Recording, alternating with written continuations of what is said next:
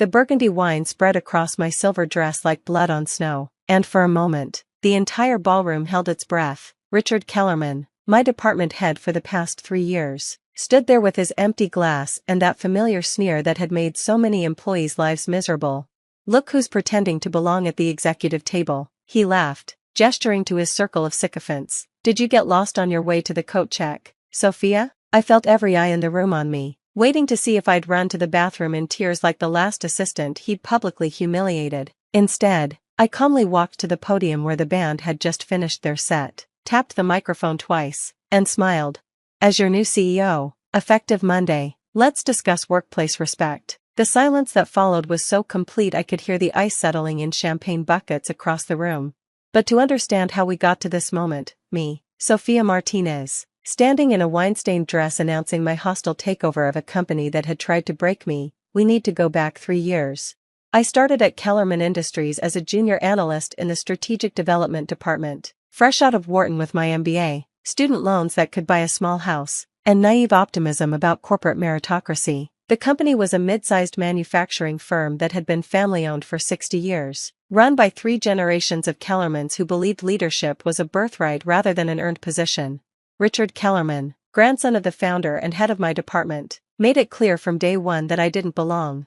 "Diversity hire," he'd muttered just loud enough for me to hear when I passed his office. When I landed a major client that saved us $2 million annually, he announced in the team meeting that even broken clocks are right twice a day. "Document everything." My mentor, Janet from accounting, advised me early on. Richard's got a reputation, so I did. Every snide comment, every project he stole credit for, every time he scheduled mandatory meetings during my pre-approved vacation days, every accidental exclusion from important client dinners.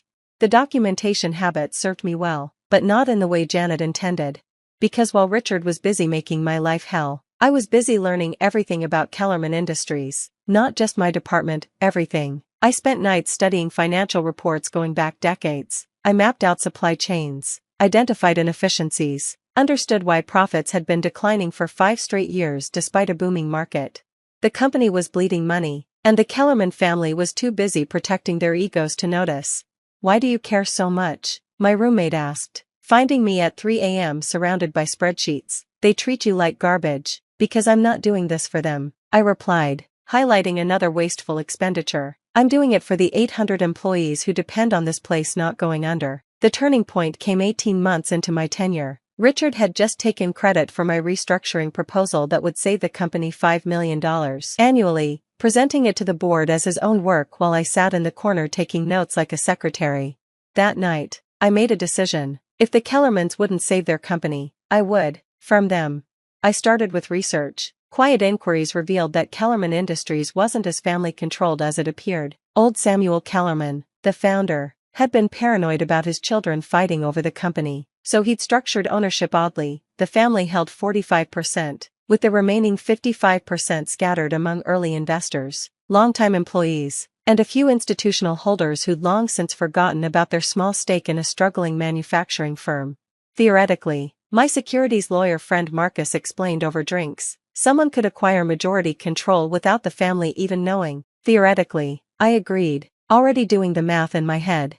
It took 6 months to set up the shell company, another 3 to track down shareholders. Most were happy to sell. Kellerman Industries hadn't paid dividends in years, and the share price had been stagnant for a decade. I offered them 20% above market value, paid for with my savings, a loan against my 401k, and a very understanding angel investor who happened to be my former professor. "You're really going to try to hostile take over your own employer?" Professor Williams asked, writing the check. "That's either brilliant or insane. ¿Por qué no los dos?" I replied, using humor to mask my terror. The beautiful part was that I kept working at Kellerman Industries the entire time, showing up every day, enduring Richard's abuse, producing exceptional work that he continued to steal. Nobody suspected the quiet Latina analyst was secretly buying up their company.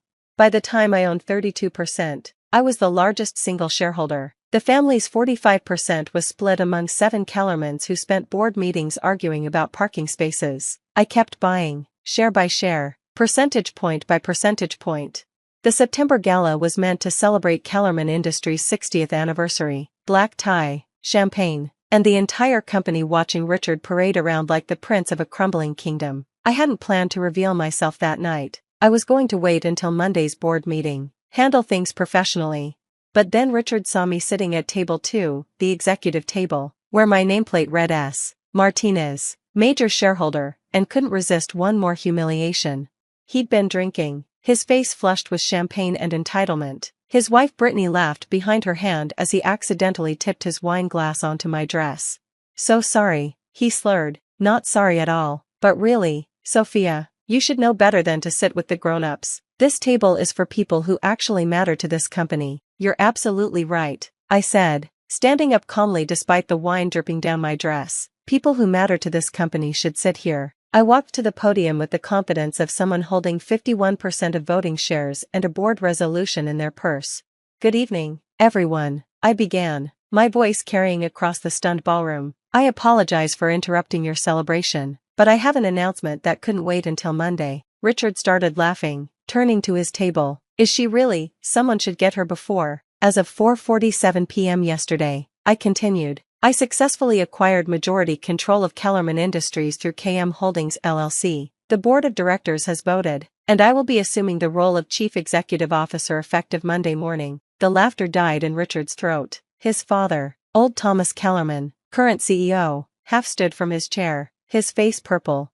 "This is impossible," Thomas sputtered. "The family controls 45%. I interrupted smoothly. "I control 51%. I have the documentation here, verified by the Securities Commission, but we can discuss details on Monday. Tonight, I wanted to address something more important." I looked directly at Richard, who seemed to be trying to disappear into his chair. "Kellerman Industries has 823 employees. Each one deserves to work in an environment free from harassment, discrimination, and abuse of power. Each one deserves leadership that values competence over connections, results over relationships, merit over malice." "You can't," Richard started. "I can, and I have," I said firmly. "Richard, your employment is terminated effective immediately. Security will escort you out. The wine stain on my dress will serve as a fitting end to your tenure here." Two security guards, whom I'd briefed earlier just in case, moved toward Richard's table. He looked around wildly for support, but his sycophants were already calculating their survival under new management.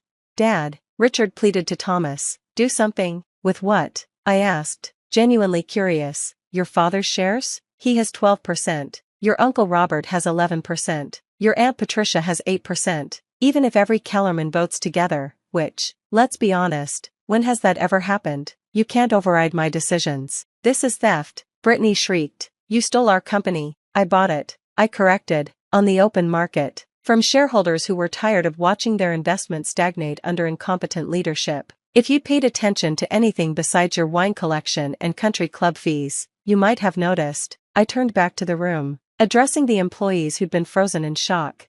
"To everyone else, I want you to know that changes are coming. Good changes. The restructuring plan that was presented as Richard's idea last year, we'll be implementing it fully. The employee pension that was too expensive to reinstate, we're bringing it back. The diversity and inclusion program that was dismissed as politically correct nonsense, it starts Tuesday." Murmurs rippled through the crowd. I saw Janet from accounting crying, happy tears. I hoped.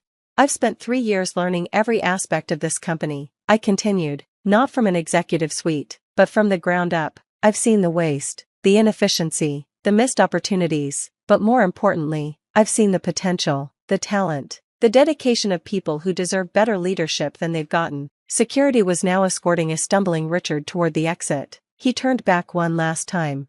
"You are nothing," he screamed. "A nobody, a diversity hire. You think you can run this company?" "I know I can," I replied calmly, "because unlike you, I actually know how it works. I know that Maria in shipping has a better logistics system that you ignored because she's just a warehouse worker. I know that the night shift has been covering for a mechanical failure in line 3 for 6 months because you wouldn't approve the repair budget. I know that we're losing our best engineers to competitors because you think pizza parties are a substitute for competitive salaries." Richard's face went from red to white. He finally understood. I hadn't just bought the company, I'd studied it, learned it, prepared to fix everything he'd broken.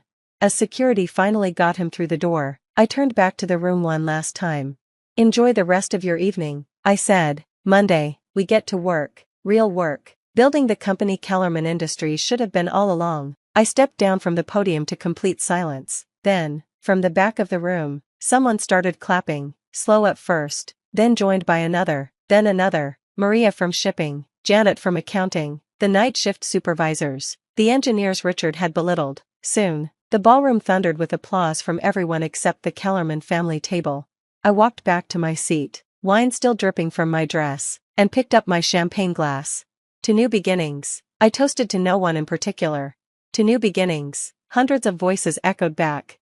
Thomas Kellerman stood up, his face still purple but his voice controlled. This isn't over, Miss Martinez. We'll challenge this in court. No judge will allow. Thomas, I interrupted gently. I have 3 years of documented harassment from your son. Emails where you approved budgets that violated safety regulations. Board minutes where profitable ideas were rejected because they came from women or minorities. Do you really want all of that becoming public in a lawsuit? He sat back down heavily.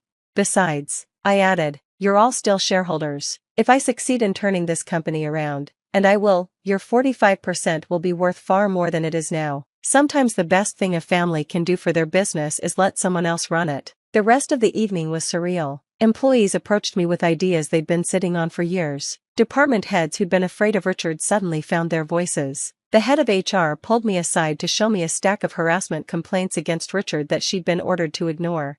Monday? She asked hopefully. Monday, I confirmed. Every single one gets properly investigated. By the time the gala ended, my wine-stained dress had become a symbol. 3 different people told me they were framing photos of the moment Richard spilled his wine, the beginning of the end of the Kellerman dynasty. I drove home in my decade-old Honda Civic, the same one Richard had mocked in the parking lot countless times. My phone buzzed with messages, lawyers, reporters, employees, competitors. Tomorrow would be chaos.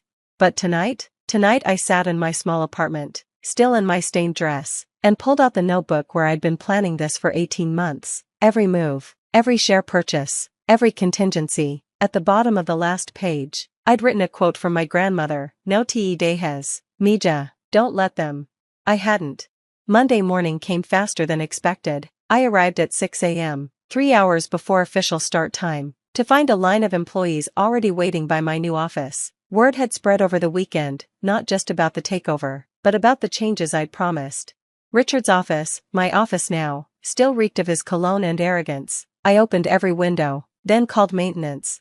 I want every executive office converted to glass walls by the end of the month, I told them. No more closed-door decisions. Transparency starts with actual transparency. By 9 a.m., I'd met with 17 department heads, approved the repair budget for Line 3, and scheduled investigations into every delayed HR complaint. The Kellerman family lawyers arrived at 10, threatening everything from securities fraud to defamation. My lawyer, Patricia Chen, no relation, despite the shared surname, demolished their arguments with surgical precision. Your clients are welcome to challenge the takeover, she told them, but I should warn you that discovery goes both ways. How many OSHA violations would we find? How many EEOC complaints buried? How many financial irregularities? They left without filing anything. The first 100 days were brutal. Half the executive team quit when they realized their golf buddy management style wouldn't fly anymore. The other half surprised me by stepping up, finally free to do their jobs without Kellerman interference. I promoted Maria from shipping to head of logistics. She saved us $3 million in the first quarter alone. The night shift supervisor who'd been covering for the Line 3 failure became production manager. He increased efficiency by 15% just by listening to his workers' suggestions. The Kellerman family fought every change, but their 45% meant nothing against my 51%. Thomas retired to pursue other interests. Translation: his wife threatened divorce if he didn't stop ranting about me at dinner. Other family members slowly accepted reality, especially when their dividend checks started arriving, the first in 5 years. Richard tried to start a competing company, convincing a few clients to jump ship. It folded in 6 months. Turns out, when your only skill is taking credit for others' work, you struggle when there's no one to steal from.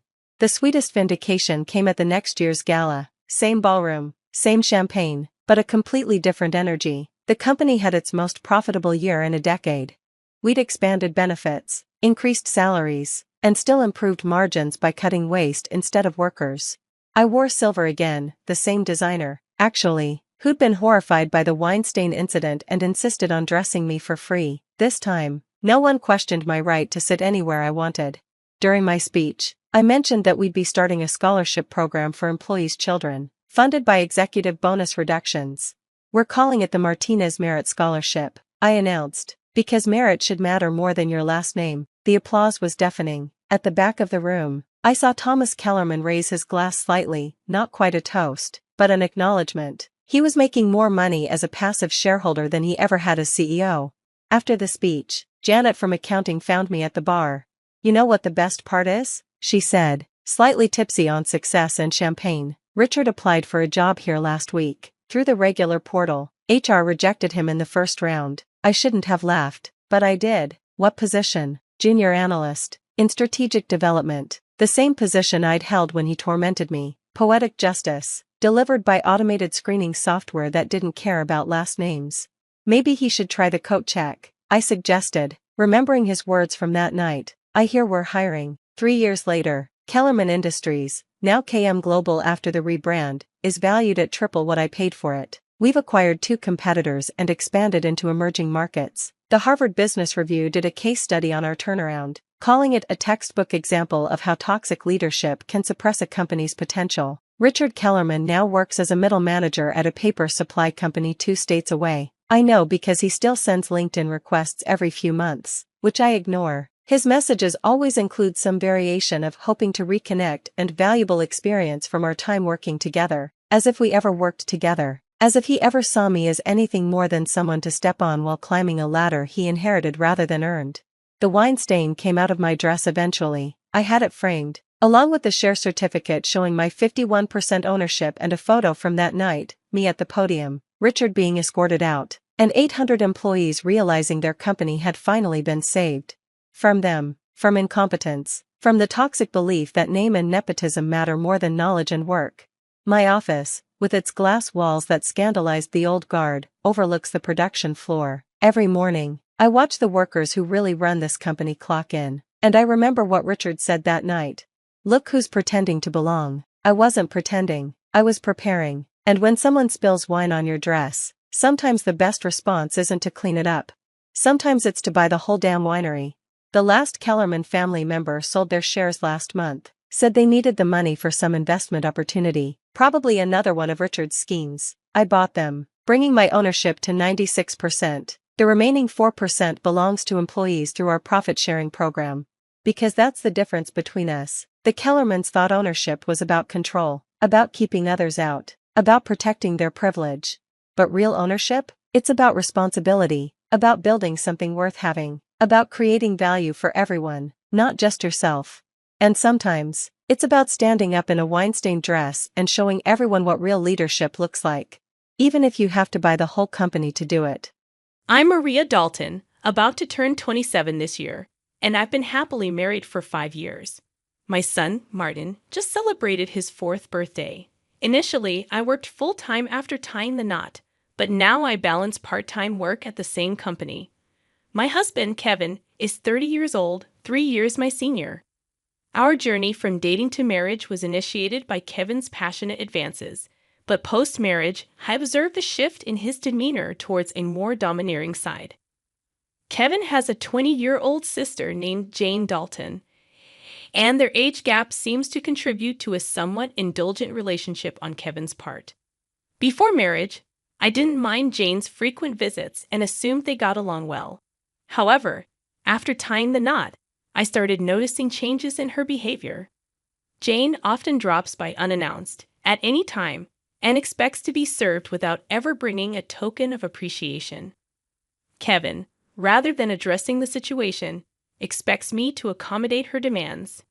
Jane acts as though I'm invisible, addressing only Kevin with a casual "brother, I'm here again." Despite not preparing for an additional guest, I end up serving dinner to Jane. Kevin, instead of understanding, blames me aloud, insisting I should have been more considerate. Despite Jane's verbal apologies, it's evident she relishes Kevin's preferential treatment.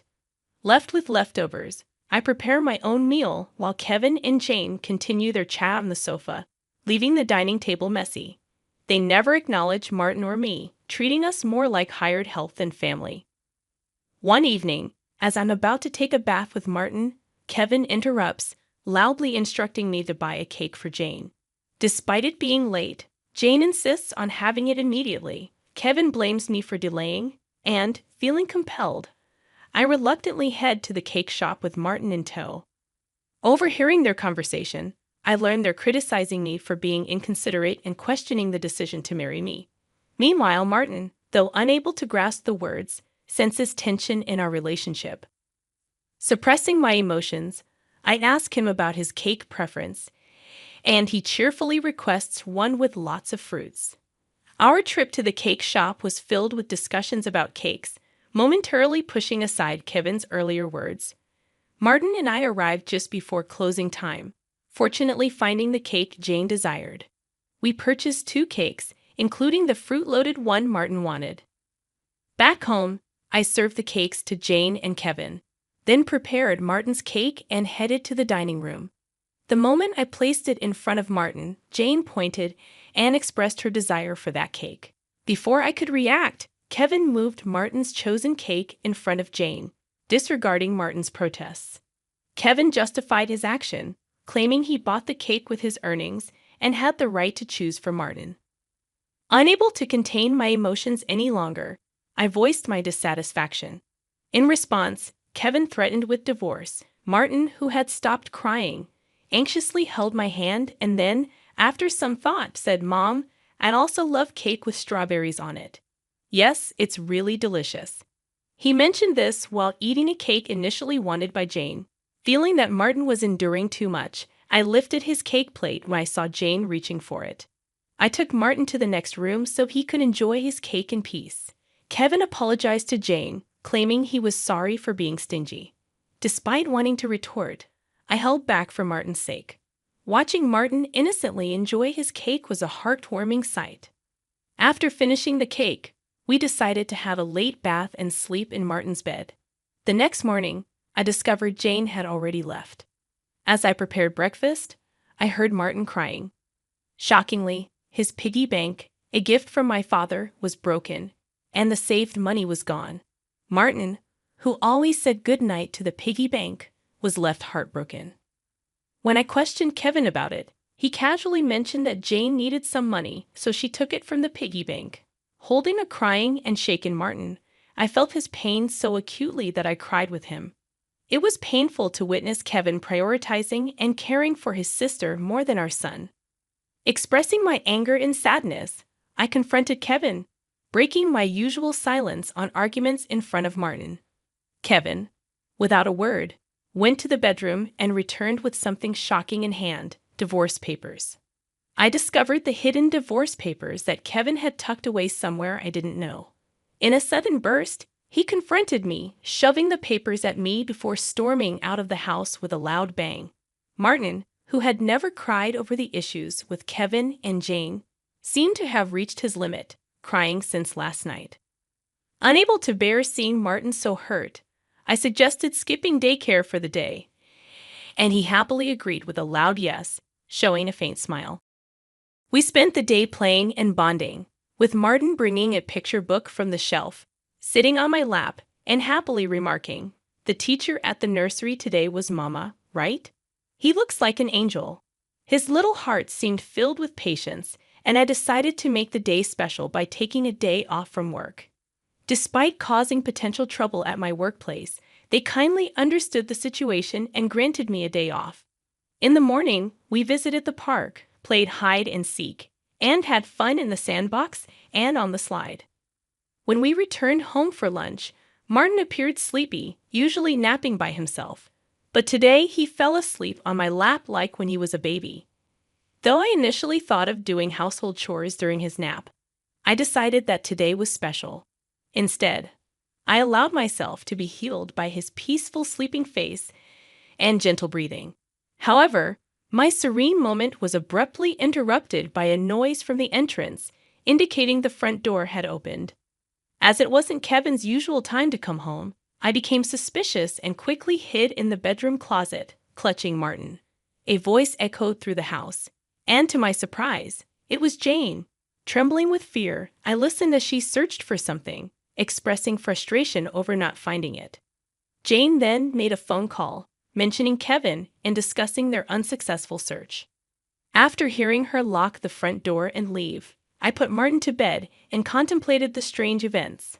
I couldn't comprehend why Jane had entered the house and what they were looking for. Suddenly, Kevin seemed like a stranger, and I felt a mix of disgust and fear towards him. Swiftly packing essentials for Martin and myself, we headed to the station and took a train to my parents' house. Fortunately, their home was nearby, just 2 stations away. Although I hadn't contacted them beforehand, my parents sensed something from my expression and welcomed us without asking questions. I shared the entire ordeal with them, including my fear of staying at our house due to Kevin and Jane's actions. Upon hearing my mother's suggestion that Jane might have been looking for my belongings, possibly cash cards, I recalled my past experience as a successful CEO in the handmade goods industry. I had entrusted the company to friends when I decided to prioritize raising my child after getting married. Although I still worked part-time and communicated with the company from home, Kevin was unaware that I was still the CEO. I discovered the hidden divorce papers that Kevin had tucked away, suspecting that he thought I had a decent amount of savings. While I've mentioned to him that I still received some assistance from the company, I've deliberately kept the details about being the CEO and my savings private. This secrecy stems from realizing early in our marriage that Kevin struggles with managing money and tends to spend everything he earns. Kevin, at first, provided only $200 a month for food expenses and even suggested I quit my job to become a full-time housewife. However, with the financial strain of raising Martin and only $200 for food, I never agreed to be a full-time housewife. Eventually, he reluctantly allowed me to work part-time, and to ensure I wouldn't consider divorce, he had me sign a post-marital property waiver through a lawyer. Since Martin's birth, I used my savings for his nursery fees and clothes, as I've only received $200 for food. I've never asked Kevin for additional funds beyond the food budget, leading him to believe I have savings. Considering Jane's apparent need for money and Kevin's perception of my financial situation, they might be searching for my cash cards. I have a separate savings account dedicated to Martin, with a portion of my salary directly deposited into it each month. Despite their search, they won't find the cash cards, as I always carry my valuables. However, there's still an unsettling issue. Jane might be entering our house even when we're not there, and Kevin may be allowing it. Following my father's advice, I decided to store my valuables, including the cash cards, in my parents' safe. As I pondered their need for money, Martin approached my father, crying over his broken piggy bank and the shattered promise of saving up. My father, angered by Martin's story, vowed to call Kevin. My mother suggested finding out their purpose calmly, as Kevin's mention of divorce might shift blame to us, making the divorce more favorable for him. To ascertain their purpose, I decided to record their conversation, consulting a lawyer who was a friend of my father's. Returning home, I began cooking dinner, keeping my phone screen down to record secretly. Kevin arrived home, surprising me by immediately asking about my cash cards. When I questioned him, he gave vague answers, attempting to deceive me. When I remained silent, Kevin grew agitated and demanded all my part-time money for his sister. Refusing, I explained it was from Martin's savings. In response, he angrily pushed the signed divorce papers toward me, declaring that I was living off his money and didn't need to save for Martin. He even uttered words implying he valued Jane more than our son. Hearing this, I stopped preparing the meal, put the divorce papers in my bag, took Martin's hand, and headed for the door. Kevin, in a loud voice, declared his serious intent for divorce, instructing me never to come back. I responded by stating I wouldn't return to a house where a stranger could come and go freely. After leaving, I received numerous messages and calls from Kevin, which I ignored. Turning off my phone, I sought refuge at my parents' house, sharing the recording and divorce papers with them. Although I confessed to having no love or affection for Kevin, I expressed concern for Martin. My parents advised me to do as I pleased, acknowledging the potential emotional impact on Martin if a divorce were to occur. While grappling with the decision to divorce Kevin, Martin expressed his hunger. My mother, seeing my distress, kindly made him hamburgers, his favorite dish. Overwhelmed with emotions, tears welled up in my eyes as my mother told Martin with a warm smile that she prepared the hamburgers so that he and I could visit whenever we wanted. Taking a bite, Martin exclaimed with joy, praising Grandma's hamburgers and expressing a desire to eat them every day. I responded, saying it's because the hamburger contains the love I have for him, and he, in a touching gesture, took a big bite and offered it to me.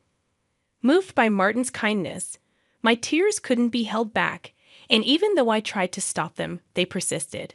My father, noticing Martin's concern, reassured him that my tears were of happiness, not sadness. Hearing this, Martin, in a moment of understanding, hugged me, and my father's eyes turned bright red. Realizing the blessing of being with family, I remarked to Martin that family is precious. Surprised, he questioned if Dad had mentioned that only Jane was family. My father gently confirmed it, but then asked Martin if he wanted to live with them as family. With a laugh, Martin happily agreed, making everyone smile naturally. Despite contemplating divorce, the meal felt so happy that I finally decided to part ways with Kevin. I planned to inform Martin about it, and even though discussing it weighed heavily on my heart, Martin seemed to grasp the situation. Happily, he expressed the desire to live as a family, embracing the pet dog and calling him his younger brother despite the dog being older. Preparations for the divorce began, starting with contacting a lawyer who was a friend of my father. The next day, we formalized the contract, and my father and Martin shared comforting laughter while I laid in bed, reminiscing about my childhood. The following day, upon checking my smartphone, I found over 200 calls and messages from Kevin, showcasing his emotional instability. Exhausted, I turned off my phone, and with the lawyer's assistance, we explained the situation to my parents. Jane had accumulated significant debt from a casino and shopping addiction, and Kevin acted as her guarantor, planning to use my savings. The lawyer confirmed that the divorce papers had already been submitted, and Kevin sobbed upon realizing it was finalized. Despite expecting disagreements about child support, he signed a pledge to pay $340 to Martin every month. In a subsequent call from Kevin, his tone lacked aggression, and he calmly admitted to financial manipulation and explained his complex feelings toward Jane. I firmly asserted my decision not to reconsider and heard his faint sobbing before he wished me happiness and hung up. Remaining strong until the end, I discussed future plans with my parents and decided to stay with them until Martin grows up. I resumed my role as a company president and later learned that Kevin and Jane had informed their parents about the divorce and debt, resulting in dissownment. Today, I find happiness being with my family. I stared at Mark Davidson across his mahogany desk, maintaining a neutral expression as he delivered the news with barely concealed satisfaction. His words hung in the air between us. We're restructuring the department, and unfortunately, your position won't exist after next month. I see, I said quietly, watching his smirk grow wider. But before you go, he continued, leaning back in his leather chair, you'll need to train your replacement. Jennifer starts tomorrow. I expect you to show her everything about running our marketing division. Our marketing division. The irony of his words almost made me laugh. If only he knew. My name is Sarah Mitchell, and for the past 12 years, I've been the marketing director at Davidson Tech Solutions, or at least that's what everyone thought. The truth was far more interesting. 3 months ago, I had secretly purchased the entire company through a holding corporation I'd built over the years. Mark had no idea that the MKS Ventures that now own Davidson Tech was actually named after my initials, Sarah Catherine Mitchell. Of course, I replied, keeping my voice steady. I'll make sure Jennifer learns everything she needs to know. Mark nodded, clearly pleased with my docile response. Good. I knew you'd be professional about this. Too many people get emotional when they're let go. I thought about the stack of documents sitting in my lawyer's office, waiting to be filed tomorrow morning. Yes, emotions can certainly get in the way of business decisions. As I walked back to my office, I couldn't help but reflect on how I got here. 12 years ago, I'd started at Davidson Tech as a junior marketing associate. Back then, the company had been run by Mark's father, Robert Davidson, a brilliant businessman who saw potential in everyone, regardless of their gender or background. Under Robert's leadership, I'd flourished. He'd mentored me, challenged me, helped me grow from an eager rookie into a seasoned professional. When he promoted me to marketing director 7 years ago, he told me something I'd never forget.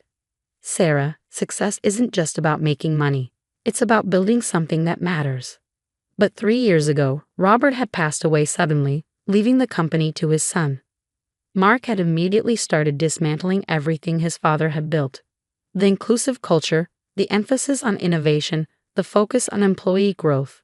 All of it replaced by a toxic environment of favoritism and short-term profit chasing.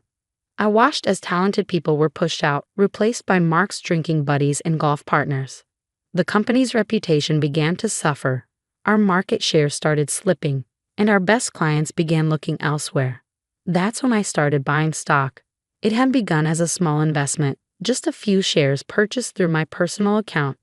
But as Mark's mismanagement continued, more shareholders started selling. I created mesmerized Ventures as a holding company and began acquiring larger blocks of shares, always staying just under the threshold that would require public disclosure. 3 months ago, when one of the major institutional investors decided to sell their entire stake, I saw my opportunity. Through a complex series of transactions orchestrated by my lawyer, James Chen, mesmerized Ventures acquired controlling interest in Davidson Tech Solutions. He still doesn't suspect anything. Maya, my best friend and the company's head of HR, asked later that afternoon. She was one of only 3 people who knew the truth about mesmerized Ventures. I shook my head, organizing files on my desk. Not a clue. He's too busy congratulating himself on hiring Jennifer away from our biggest competitor. Maya snorted. You mean the competitor that's been losing market share for the past 2 years? The one that's about to be investigated for financial irregularities? The very same. I smiled, thinking about the stack of research I had on both Jennifer and her former employer. Mark thinks he's making a power move. He has no idea what's actually happening. When are you going to tell him? Tomorrow morning. James is filing the paperwork first thing, and then we're calling an emergency board meeting. I paused, looking at the photo on my desk. Me and Robert Davidson at the company's 10th anniversary celebration. It's time to put things right. Maya nodded, understanding in her eyes. Robert would be proud of you, you know. You're not just saving his company, you're making it better. I felt tears prick at my eyes but blinked them away. There would be time for emotions later. Right now, I had work to do. The next morning, I arrived early. Jennifer was already waiting in the lobby, dressed in an expensive suit that screamed corporate climber. Her resume had looked impressive at first glance, but I knew better. I'd done my homework. Jennifer, I greeted her warmly. Welcome to Davidson Tech. I'll be showing you the ropes over the next few weeks. She barely concealed her condescension as she looked me up and down. That's very kind of you. Mark has told me all about the changes he's planning to implement. I bet he has, I thought, leading her to my office. Well, why don't we start with our current marketing strategy? I'm sure you'll find it enlightening.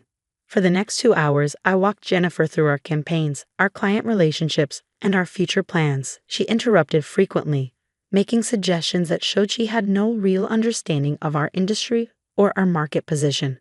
These retention strategies seem very old-fashioned, she said, gesturing dismissively at a presentation I'd created.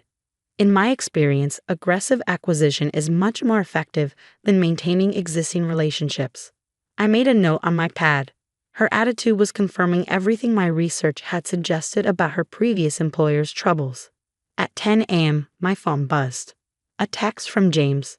Papers filed. Board members notified. Meeting set for 11. Jennifer, I said, standing up, I'm afraid we'll have to cut this morning's training short. There's an emergency board meeting I need to attend. She looked surprised. Board meeting. But Mark didn't mention. No, I smiled. I don't suppose he did. I left her to my office and made my way to the conference room. Mark was already there, face red with anger as he talked on his phone. What do you mean, emergency board meeting? I'm the CEO. I have to approve any board meetings. He looked up as I entered, covering the phone with his hand. Sarah, what are you doing here? This is for executives only. I know, I said calmly, taking a seat at the head of the table. That's why I'm here. Before he could respond, other board members began filing in. I recognized most of them. The old guard who had served under Robert, gradually pushed to the sidelines by Mark over the past 3 years. James Chen arrived last, carrying a thick folder of documents. He nodded to me as he took his seat. "What's going on here?" Mark demanded, looking around the room. "I didn't authorize this meeting." "No," I said, standing up. "I did." The room fell silent as James began distributing documents to each board member. 3 months ago, I continued, my voice steady, MKS Ventures acquired controlling interest in Davidson Tech Solutions. As of this morning, that acquisition is complete and fully documented with the SEC. Mark's face went from red to white. MKS Ventures, but that's my company, I finished for him. Named after my initials, Sarah Catherine Mitchell.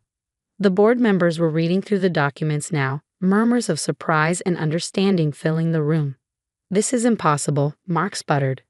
"You're just a marketing director. You can't afford to buy a company this size." I thought about the years of careful investment, the long nights spent studying financial reports, the strategic planning that had led to this moment. "Actually, Mark, I can." And I did. I opened my own copy of the documents. "Now shall we discuss the future of Davidson Tech Solutions?" The look on his face was everything I'd imagined it would be, a mix of shock, rage, and dawning comprehension. But this wasn't about revenge. This was about something much more important. I pulled out Robert Davidson's old photo from my folder and placed it on the table. "Your father built this company on principles of innovation, integrity, and respect for every employee. It's time to return to those values." Mark stood up abruptly, his chair scraping against the floor. "This is ridiculous. I'll have my lawyers look into this immediately. There's no way this takeover is legal." James Chen cleared his throat.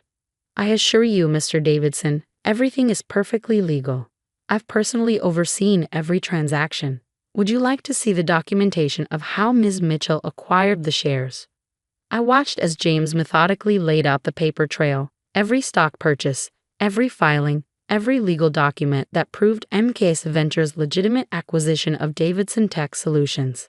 "As you can see," James continued, his voice professionally neutral, "Ms. Mitchell now owns 51% of the company's shares. The board has been called today to vote on new leadership." Mark's face contorted with rage. "You sneaky little." "I'd choose your next words very carefully," I interrupted, my voice cool. "The board is watching." And they were. Every member sat alert, documents in hand, watching the drama unfold. Many of them had worked with Robert, had seen the company's decline under Mark's leadership. "Members of the board," I said, standing to address them directly, "for the past 3 years, we've watched this company lose market share, valuable employees, and most importantly, its identity. The culture of innovation and integrity that Robert Davidson built has been systematically dismantled." I began distributing another set of documents. Charts showing the company's declining performance under Mark's leadership. Our profit margins have dropped 40% in 3 years. We've lost 12 major clients. Employee turnover is at an all-time high. But more than that, we've lost our way. The board members nodded, examining the numbers. They'd seen the decline firsthand, even if they'd been powerless to stop it. "This isn't just about numbers," I continued. "It's about who we are as a company. Robert Davidson built this company to be more than just another tech firm. He wanted to create something that mattered." "Oh, spare us the sentimental garbage," Mark spat. "Business is about profit, not your precious feelings about my father." A board member, Janet Chen, no relation to James, spoke up. "Actually, Mark, business is about sustainable growth and strong leadership. Something we haven't seen much of lately." Others began nodding in agreement. The tide was turning. "I move to vote on new leadership," Janet said firmly. "I second the motion," another board member added. Mark looked around wildly, realizing he was losing control. "You can't do this. I'm a Davidson. This is my company." "No," I said quietly. "It was your father's company, and he knew that leadership isn't inherited. It's earned." The vote was quick and decisive. Within 15 minutes, Mark Davidson was no longer CEO of Davidson Tech Solutions. Security was called to escort him from the building, his face purple with rage as he shouted threats about lawsuits and revenge. As the board filed out, Janet stayed behind. "That couldn't have been easy," she said, squeezing my shoulder. "But it was necessary." I nodded, feeling the weight of responsibility settling on my shoulders. The hard part's just beginning. And it was. The next few weeks were a whirlwind of activity. First, there was Jennifer to deal with. She'd been hired by Mark specifically to replace me, but her contract hadn't been finalized. After a brief conversation where I outlined my concerns about her previous employer's practices, she decided to pursue other opportunities. Then came the task of rebuilding. Maya and I worked late into the night, reviewing personnel files, identifying talented employees who'd been sidelined under Mark's leadership. "Look at this," Maya said one evening, pulling up a file. "Thomas Chen in engineering. He's been passed over for promotion 3 times, despite having multiple patents and excellent performance reviews." "Let's set up a meeting," I replied. "We need people like him in leadership positions." Slowly but surely, we began to reshape the company. I reinstated the mentorship program Robert had started. We revived the innovation lab that Mark had shut down. Most importantly, we started rebuilding the culture that had made Davidson Tech special. A month after the takeover, I sat in what had once been Mark's office, now significantly redecorated, reviewing our progress with Maya. "Employee satisfaction scores are up 30%, she reported, and we've had 3 former employees reach out about coming back." I smiled, thinking about the changes we'd made. The office felt different now, more energetic, more alive. People weren't afraid to share ideas or raise concerns. But not everything was smooth sailing. Mark, true to his word, had his lawyers examine every aspect of the takeover. They found nothing irregular, but the scrutiny was stressful. Then there were the industry rumors he tried to spread, suggesting the company was unstable under new leadership. We answered those rumors with results.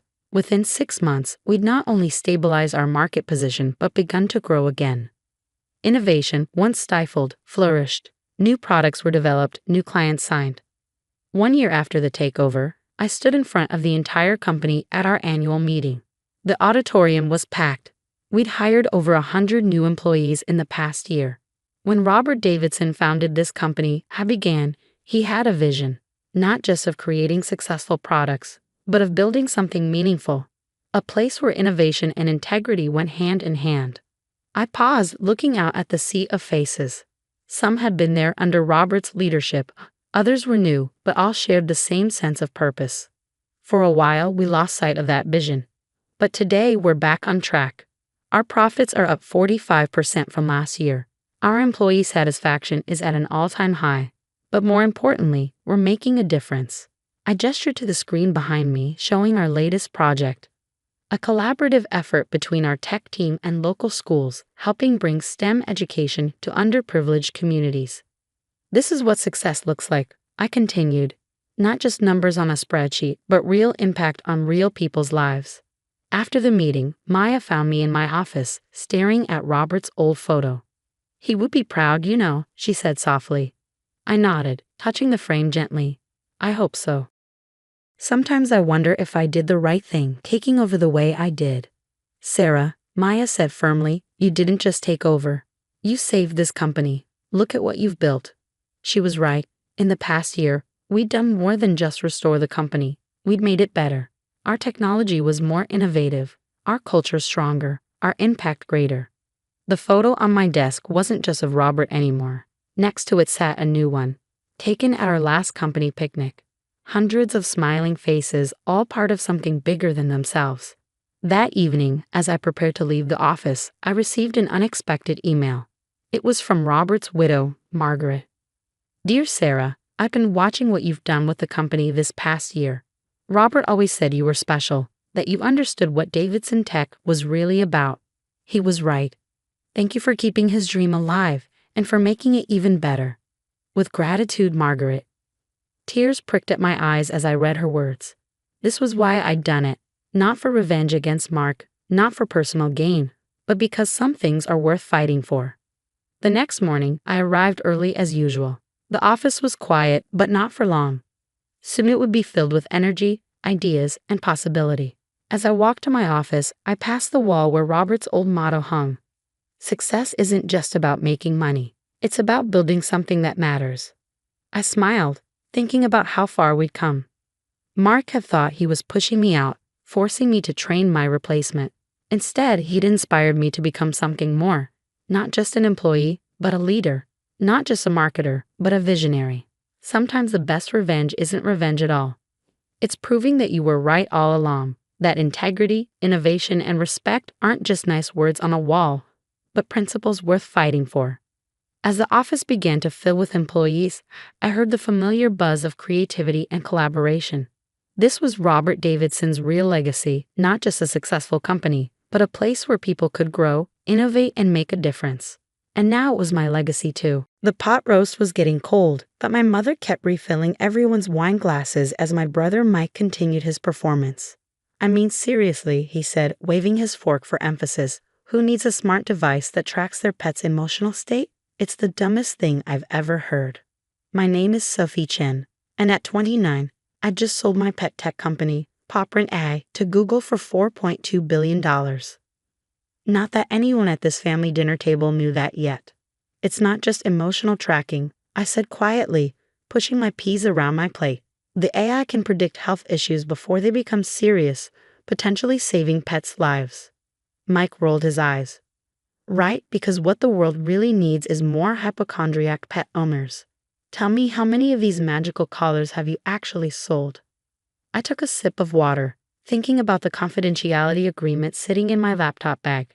The acquisition wouldn't be announced until market open tomorrow, but the numbers were staggering, 12 million units sold in the past year alone, with a waiting list twice that long. Sales are going well, I said simply. Going well, Mike snorted. Is that why you're still driving that beat-up Honda and living in that tiny apartment? Face it, Sophie, you should have stayed in investment banking like me. At least then you'd have something to show for all those genius grades you got in college. My father cleared his throat uncomfortably. Mike, maybe we should. No, Dad, someone needs to give her a reality check. Mike interrupted. She quit a 6-figure job to play with circuit boards in her garage. It's embarrassing. The garage he was referring to was actually a state-of-the-art R&D facility where my team of 50 engineers had revolutionized veterinary care through artificial intelligence. But Mike had never bothered to visit, so he wouldn't know that. How's the merger going at your bank? I asked, changing the subject. Mike had been bragging for months about a deal he was leading. His face darkened slightly. It's proceeding. There are some complications with the numbers, but we'll sort it out. What he didn't know was that I knew exactly why his merger was struggling. My company's AI technology had caught the attention of every major tech giant, and during the acquisition talks, I'd gotten an inside look at various industry dynamics. Mike's bank was trying to merge with a failing institution, hiding bad assets through creative accounting. It would all come crashing down soon. I'm sure you will, I said, taking another bite of now cold pot roast. 3 years ago, when I first left banking to start Popprint, Mike had been the loudest critic. Banking is real business, he'd said. This pet project of yours is just a waste of your education. What he never understood was that my banking experience was exactly what had prepared me to build Popprint. I saw how traditional industries undervalued innovation, how they missed opportunities right in front of them. While Mike was pushing papers and inflating numbers, I was creating something real. The idea for Popprint had come from watching my cat, Luna, get sick. By the time I noticed something was wrong, the cancer had spread too far. If only I'd known earlier, if only there had been some way to detect the changes in her behavior and health before it was too late. That's when it hit me. Pets can't tell us when something's wrong, but their bodies and behaviors give off signals long before visible symptoms appear. If we could capture and analyze that data through AI, we could revolutionize pet healthcare. My mother's voice pulled me back to the present. Sophie, honey, maybe Mike has a point. You're not getting any younger, and that apartment of yours. I thought about the beachfront house I just bought in Malibu, the one I'd move into after tomorrow's announcement. The real estate agent had been shocked when I paid cash. But that's what you can do when you've been quietly building a billion-dollar company. I like my apartment, Mom, I said. It's close to work. Mike laughed. Work? You mean your little pet project? Come on, Sophie, it's time to grow up. Even my junior analysts make more than you probably do with your toy company. If he only knew. His entire bank's market cap was less than what Google had just paid for my toy company. Tomorrow, every financial news outlet would be running the story: Google acquires AI in largest pet tech deal in history. But for now, I just smiled and asked Mom to pass the gravy. After dinner, as everyone moved to the living room for coffee, my phone buzzed. A text from David, my lead engineer. Everything's set for tomorrow. Google's press release is ready to go. You sure you don't want to tell your family tonight? I looked over at Mike, who was holding court about his latest luxury car purchase. Some surprises are worth waiting for, I texted back. My father caught me in the kitchen as I was helping Mom with dishes. You okay, sweetheart? Mike was pretty harsh tonight. I dried a plate, thinking about all the times Dad had encouraged my curiosity. Bought me electronics kits when I was little, defended my decision to study both computer science and finance in college. I'm fine, Dad, I said. Actually, you might want to watch the business news tomorrow morning. Could be interesting. He gave me a curious look but didn't press further. Dad had always been good at keeping secrets. As I drove home that night in my beat-up Honda, which I kept because it was the last gift Luna rode in before she passed, I thought about how everything would change tomorrow. The money didn't matter so much. I'd been effectively a billionaire on paper for months as the acquisition talks progressed. What mattered was finally being able to step out of the shadows, to show my family and the world what I built. My phone buzzed again. Another text, this time from Sarah Kim, my attorney. Final paperwork is complete. The merger Mike's working on just got flagged for regulatory review. Timing couldn't be better. I smiled, thinking about tomorrow's board meeting at Mike's bank. He'd be trying to explain why he missed the red flags in his merger targets books right around the time my face would be appearing on CNBC. Sometimes the best revenge isn't about proving people wrong. It's about proving yourself right. The morning of the announcement, I woke up early and made coffee in my modest apartment. The view of Silicon Valley from my balcony was particularly beautiful today, or maybe that was just my mood. My phone started buzzing at 6:30 a.m. First CNBC, then Bloomberg, then what felt like every financial journalist in the country.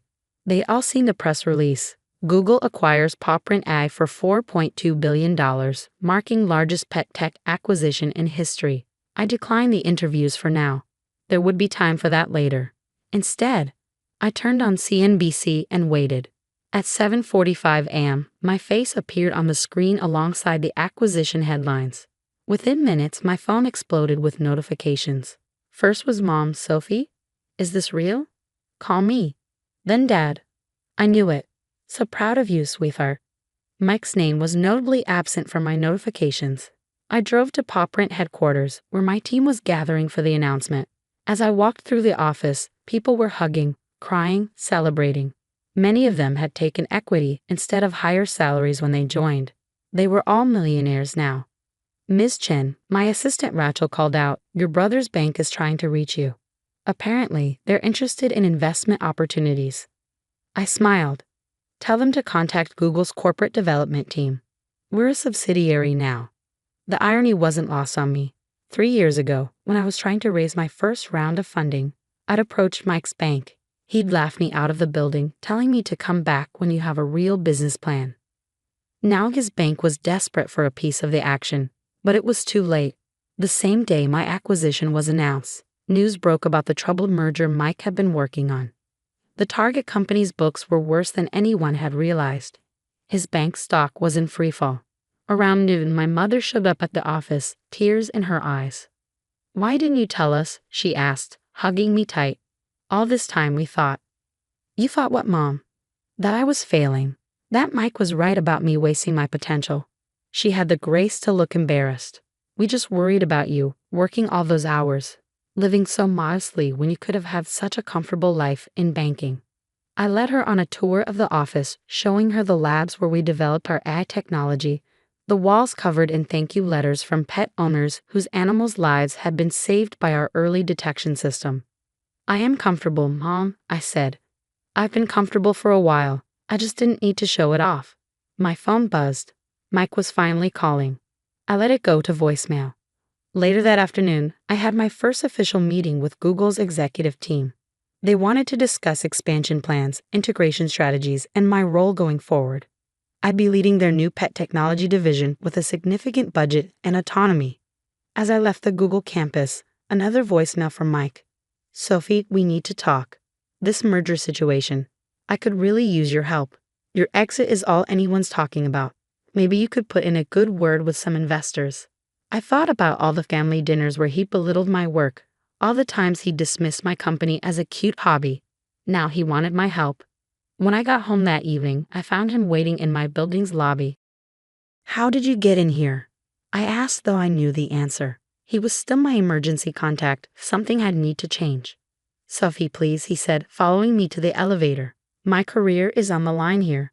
The merger's falling apart. Our stock is tanking, and you're suddenly the golden child of Silicon Valley. You have to help me. I turned to face him. Have to? Like you had to mock my ridiculous gadget at dinner last night? Like you had to tell everyone I was wasting my life? I was wrong, okay, he snapped. Is that what you want to hear? You're the brilliant one, the successful one. Now can we talk about how you're going to help your brother out of this mess? We reached my floor, and I stepped out of the elevator. No, Mike, we can't. Because this isn't about brilliance or success. It's about respect. You never respected me, my work, or my choices. You thought success only looked one way, your way. Now you're learning otherwise, and that's a lesson you need to experience fully. What are you saying? I'm saying good luck with the merger, Mike. I hear Google's corporate development team gives excellent feedback on due diligence practices. You might want to look into that. I closed my apartment door on his protests, finally checking my other messages. The acquisition had made me the youngest self-made female billionaire in tech. Magazine covers were already being planned. Speaking requests were flooding in. But what made me happiest was an email from a pet owner in Ohio. Your device caught my dog's heart condition 3 months before any symptoms showed. The vet says if we'd waited, it would have been too late. You saved his life. Thank you. I clicked over to my real estate agent's website, looking at the Malibu house I'd bought. The movers were coming next week. Maybe I'd invite the family over for dinner once I was settled. Show them what their failing daughter had really been up to all these years. But first, I had a company to run and lives to save. Success, I was learning, wasn't about proving others wrong. It was about staying true to your vision, even when nobody else could see it. 2 months after the Google acquisition, I sat in my new Malibu home, watching the sunset over the Pacific. The house was everything I dreamed of. Modern, spacious, with a dedicated room for Luna's old things and a wall of thank you letters from PopRent users. My phone buzzed, another text from Mike. The merger's officially dead. Board meeting tomorrow to discuss leadership changes. Please, Sophie, I need your help. I set the phone down without responding. Mike's bank had lost billions on the failed merger, and heads were rolling. According to industry gossip, his position was particularly precarious. The doorbell rang. It was Mom and Dad coming for their first visit to my new home. Oh, honey, Mom gasped as she walked in. This is incredible. Dad just smiled, walking straight to my wall of letters. These are what matter, aren't they? He said, reading the stories of pets saved by PopRent's early detection system. They are, I agreed. The money's nice, but this is why I built it. We sat on the terrace for dinner, prepared by the private chef I'd hired, one luxury I'd decided to allow myself. As we ate, I could see Mom struggling with something. Mike's in trouble, isn't he? She finally asked. His choices put him there, Mom.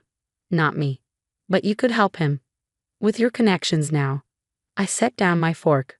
Mom, do you remember last Christmas? When Mike spent the entire dinner telling everyone how I was throwing my life away. How I'd never amount to anything in real business. She nodded slowly. The whole time he was saying that, I was in final negotiations with Google. I was already worth billions on paper. But instead of telling him that, I sat there and took his abuse. Do you know why? Why? Dad asked quietly. Because I wanted to see who he really was. Not who he pretended to be when he needed something, but who he was when he thought I had nothing to offer him. The next morning, I drove to Mike's bank for the board meeting. Not to help him, but because Google was considering acquiring some of the bank's technology assets in the wake of the failed merger. As the new head of special projects, I'd be leading the evaluation. Mike was waiting in the lobby, looking like he hadn't slept in days. Sophie, thank God, he started, but I held up a hand. I'm here as a potential acquirer, Mike. Nothing more. Google is interested in your AI trading platform. We'll be evaluating it over the next few weeks. His face fell.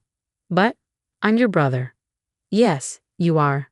And for years, you used that relationship to tear me down, to make yourself feel bigger by making me feel smaller.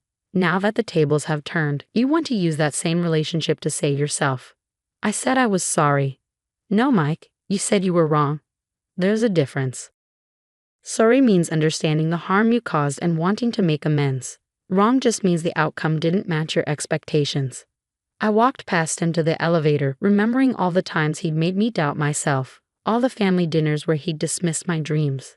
The board meeting was brief. Mike's team presented their technology, trying desperately to impress Google's new pet tech division head. I asked pointed questions, exposed flaws in their system, and watched my brother squirm as I demonstrated a level of technical knowledge he never knew I possessed. Afterward, I found Dad waiting by my car. You didn't have to be so hard on him in there, he said. Yes, I did. Not for revenge, Dad. For his own good. Mike needs to learn that success isn't about putting others down or taking shortcuts. It's about building something real, something that helps people, or in my case, helps pets. Dad nodded slowly. You remind me of your grandmother. She built her business from nothing, faced all kinds of discrimination, but never lost sight of why she was doing it. I smiled, thinking of Grandma Chen and her fierce determination. She'd been the first to invest in PopPrint, writing me a check and saying, "Make something that matters." That evening, I sat in my home office, reviewing acquisition proposals for Google. Mike's bank's technology wasn't worth buying. Too many corners cut, too much emphasis on flash over substance. Just like Mike himself. My phone buzzed one last time. Mike again.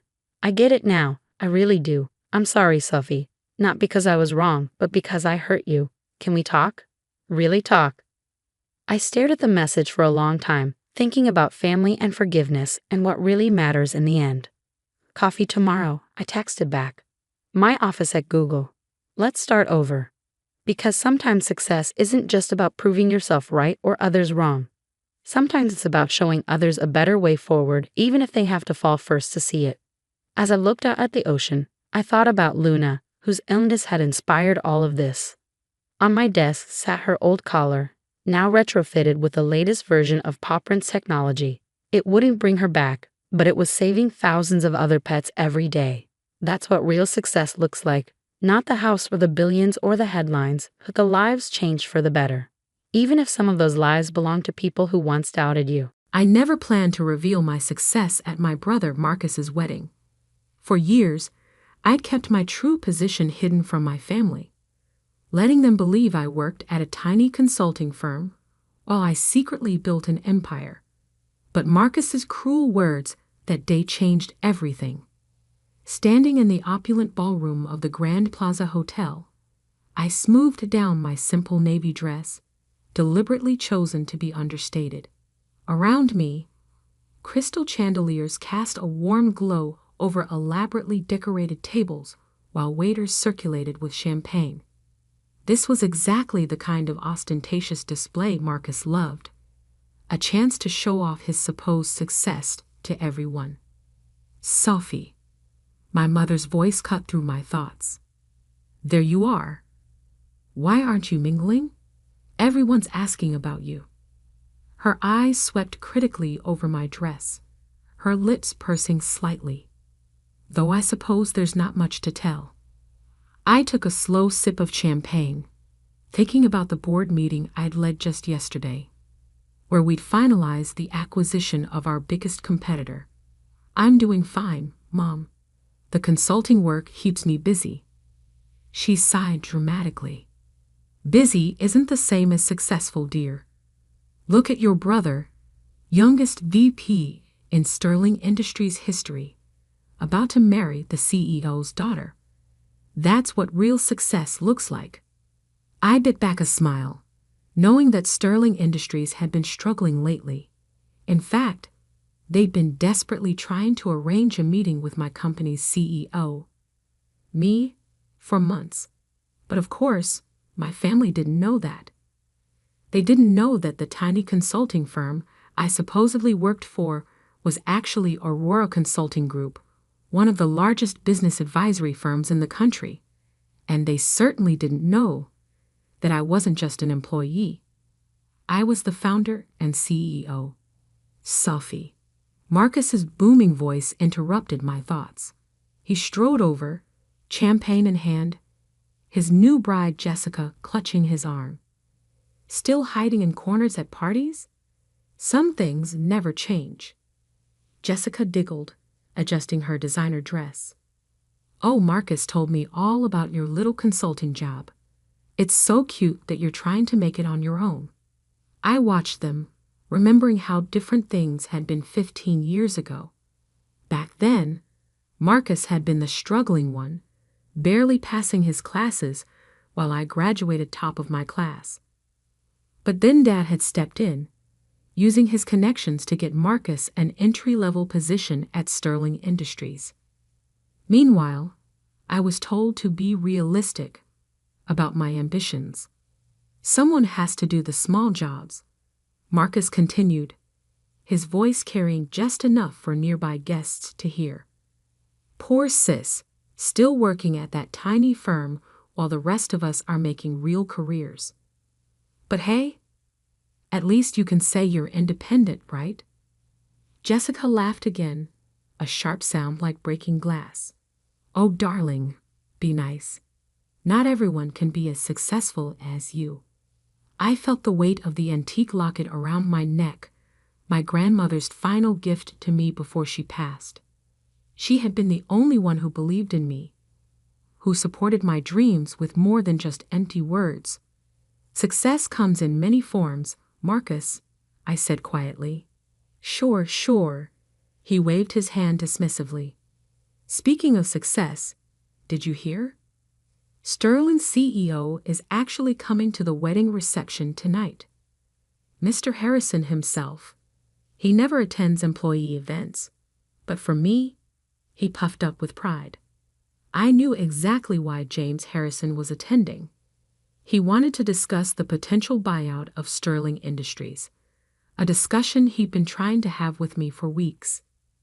I'd been deliberately delaying, wanting to see how desperate they'd become. That's wonderful, I murmured, hiding my smile behind my champagne glass. Try not to embarrass me when he arrives, Marcus added. Just stay in the background.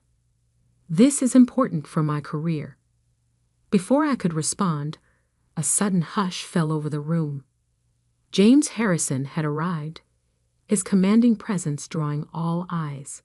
He was exactly as I remembered from our video calls, tall, distinguished, with steel-gray hair and sharp eyes that missed nothing. Marcus immediately straightened, tugging Jessica along as he prepared to greet his CEO. But before he could take 2 steps, Harrison's eyes landed on me, and his face lit up with recognition. Miss Mitchell, he called out, striding purposefully in my direction. I had no idea you'd be here. Marcus froze mid-step, confusion written across his face. Jessica's perfectly plucked eyebrows drew together in bewilderment. Mom, Harrison continued as he reached me, extending his hand respectfully. We've been trying to arrange a meeting for weeks. I didn't expect to run into you at an employee's wedding. I could feel Marcus's eyes boring into me as I shook Harrison's hand. Hello, James. Surprised to see me here. Why wouldn't I be? It's not every day you run into the CEO of Aurora Consulting at a company wedding. He glanced at Marcus, then back to me. Realization dawning in his eyes. Unless... Wait, is Marcus my brother? I confirmed, allowing myself a small smile as I watched the color drain from Marcus's face. Though he didn't know about my position until just now. The silence that followed was deafening. I could see my mother's hand trembling as she clutched her champagne glass, my father's jaw hanging open in shock. But it was Marcus's expression that truly captured the moment. A mixture of disbelief, embarrassment, and dawning horror as he realized he just spent the last hour mocking his boss's boss's boss. James Harrison looked between us, clearly trying to process this revelation. Your brother? But he said his sister worked at a small local consulting firm. That's what they all thought, I said, my voice carrying clearly in the stunned silence. I never corrected them. Jessica's wine glass slipped from her fingers, shattering on the marble floor. The sound seemed to break the spell of silence, and suddenly everyone was talking at once. But I kept my eyes on Marcus, watching as his carefully constructed world of superiority crumbled around him. This wasn't how I'd planned to reveal my success, but as I stood there, watching my family's perception of me shatter like Jessica's wine glass, I realized that sometimes the best moments in life are the unplanned ones, and this moment? This was just the beginning. The next few minutes at the wedding reception felt like a carefully choreographed dance of chaos. My mother, always obsessed with appearances, tried desperately to salvage the situation. Sophie, darling, she gushed, suddenly appearing at my side. Why didn't you tell us about your position? I took another sip of champagne, savoring the moment. You never asked, Mom. You were all too busy celebrating Marcus's achievements to care about my little consulting job. James Harrison was still standing nearby, looking both amused and uncomfortable. Ms. Mitchell, I had no idea this was a family event for you. Perhaps we could discuss the merger. Merger? Marcus interrupted, his face shifting from shock to panic. He grabbed my arm, fingers digging in painfully. What merger? I carefully removed his hand, keeping my voice level. The one where Aurora Consulting is considering buying Sterling Industries. I turned to Harrison. Though after tonight, I'm having second thoughts about the acquisition. Marcus went pale. Jessica, his new bride, looked like she might faint. But that would make you your boss. I finished for him. Yes, it would. Interesting how life works out, isn't it? My father finally found his voice, pushing through the crowd that had gathered around us. Now wait just a minute, he blustered, his face red. You can't just come here and ruin your brother's wedding with these claims. Harrison cleared his throat. I assure you, sir, your daughter is exactly who she says she is. Aurora Consulting is the largest business advisory firm in the country, and Ms. Mitchell founded it from the ground up. We've been trying to arrange this merger for months. I watched my father's face as the truth sank in. This was the man who had told me 10 years ago that I was dreaming too big when I said I wanted to start my own company. The man who had used every connection he had to help Marcus climb the corporate ladder while telling me to be realistic about my goals. But the money, my mother stammered. All those times you said you couldn't help with family expenses. Oh, you mean like the $50,000 you borrowed from my savings for Marcus's MBA? I kept my voice calm, but I could feel years of resentment bubbling up. The money you never paid back because, and I quote, Marcus needs it more for his future. Jessica stepped forward, her wedding dress rustling. Marcus, darling, did you know about this? About her company? Of course not, he snapped, then tried to compose himself. Sophie's she's always been jealous of my success. This must be some kind of mistake. Harrison raised an eyebrow. The only mistake, Mr. Mitchell, was apparently your understanding of your sister's position in the business world. Aurora Consulting's annual revenue is more than Sterling Industries has made in the past 5 years combined. The ballroom had gone completely silent. Every guest was watching our family drama unfold like it was a live theater production. Marcus's perfect wedding was quickly becoming the talk of the corporate world, but not for the reasons he'd hoped. I think, I said quietly, we should continue this discussion somewhere more private. I nodded to Harrison. James, would you mind giving me a moment with my family? He nodded graciously and stepped away. I led my family to a private room off the main ballroom, closing the door behind us. The silence was deafening. How dare you? Marcus finally exploded. This is my wedding day. You couldn't just let me have this one thing. I laughed, but there was no humor in it. One thing? You've had everything handed to you your entire life. Dad's connections got you into Sterling. Mom's jewelry paid for your MBA. My savings funded your startup attempts. Meanwhile, I built something real, something lasting, completely on my own. We were trying to protect you, my mother insisted, wringing her hands. The business world is so cruel to women. No, Mom.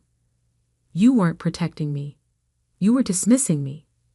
Every achievement, every milestone, you brushed them all aside because they didn't fit your narrative of who I should be. My father stepped forward, his business instincts finally kicking in. Now, Sophie, let's be reasonable. We're family. Surely we can work something out that benefits everyone.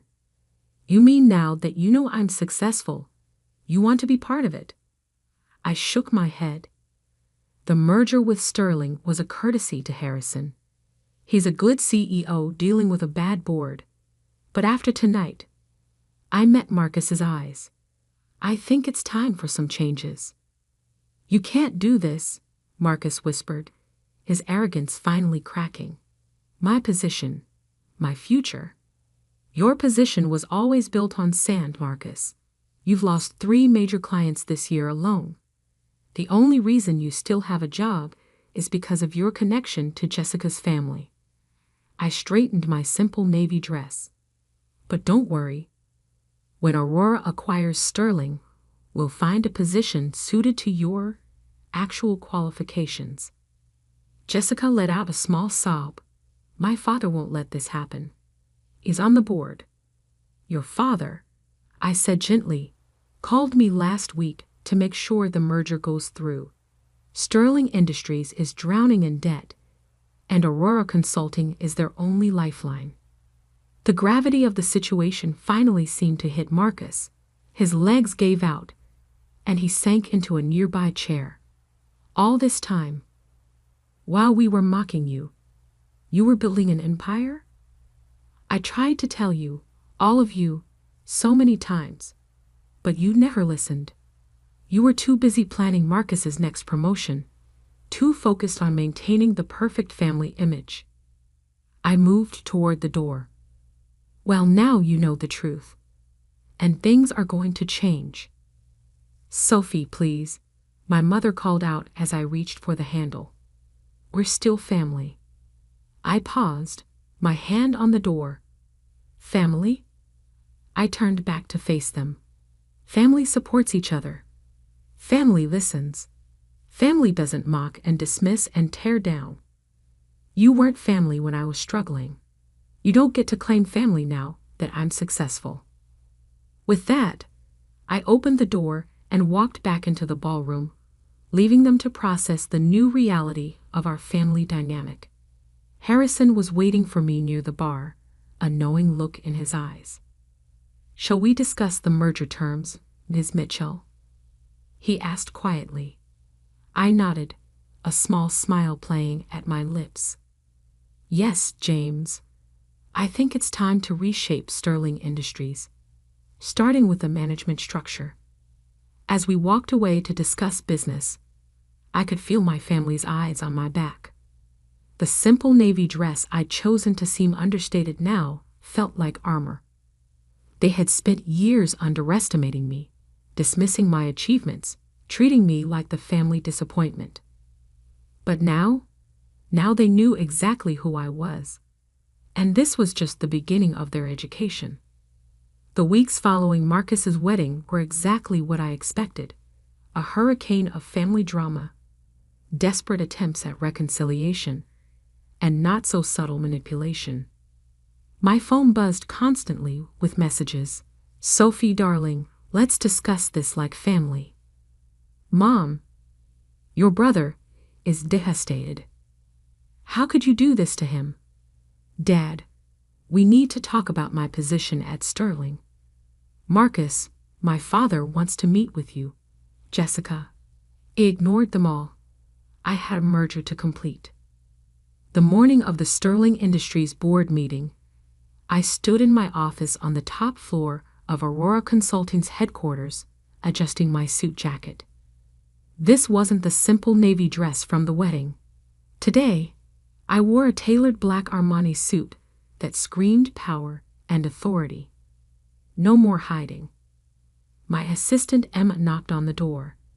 "Your brother is here again, Ms. Mitchell. Third time this week."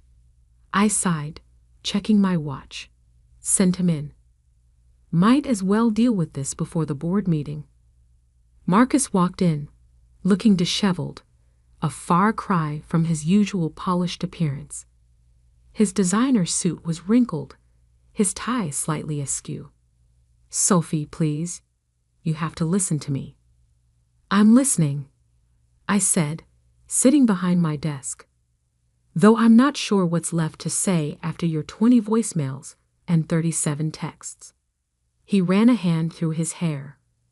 "Look, I know I was awful at the wedding. I know I've been dismissive of your work. But you can't just take over Sterling Industries. My whole life is there." "Your whole life," I repeated slowly, "was handed to you.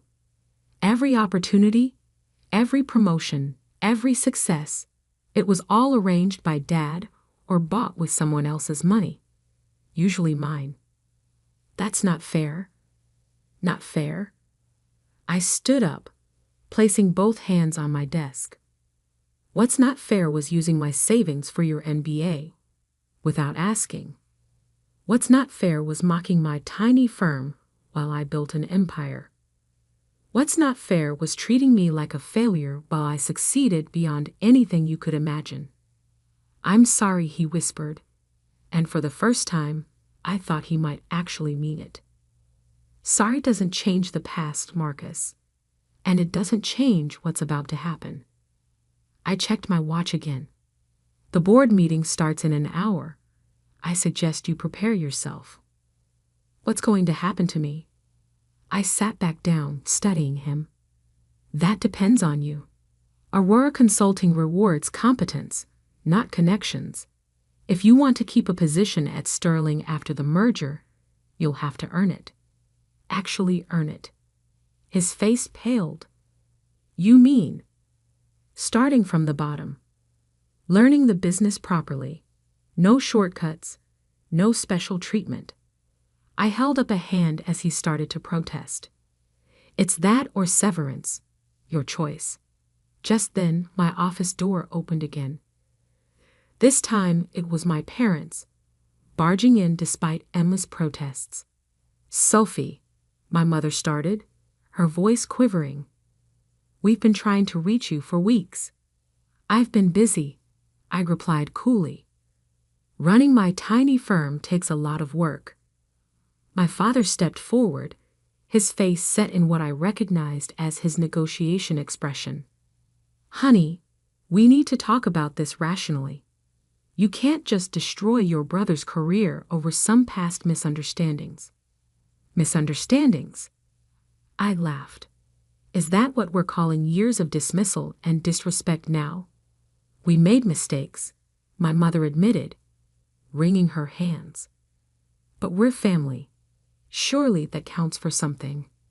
I opened my desk drawer and pulled out an old photo, the last family portrait we'd taken before I started Aurora Consulting.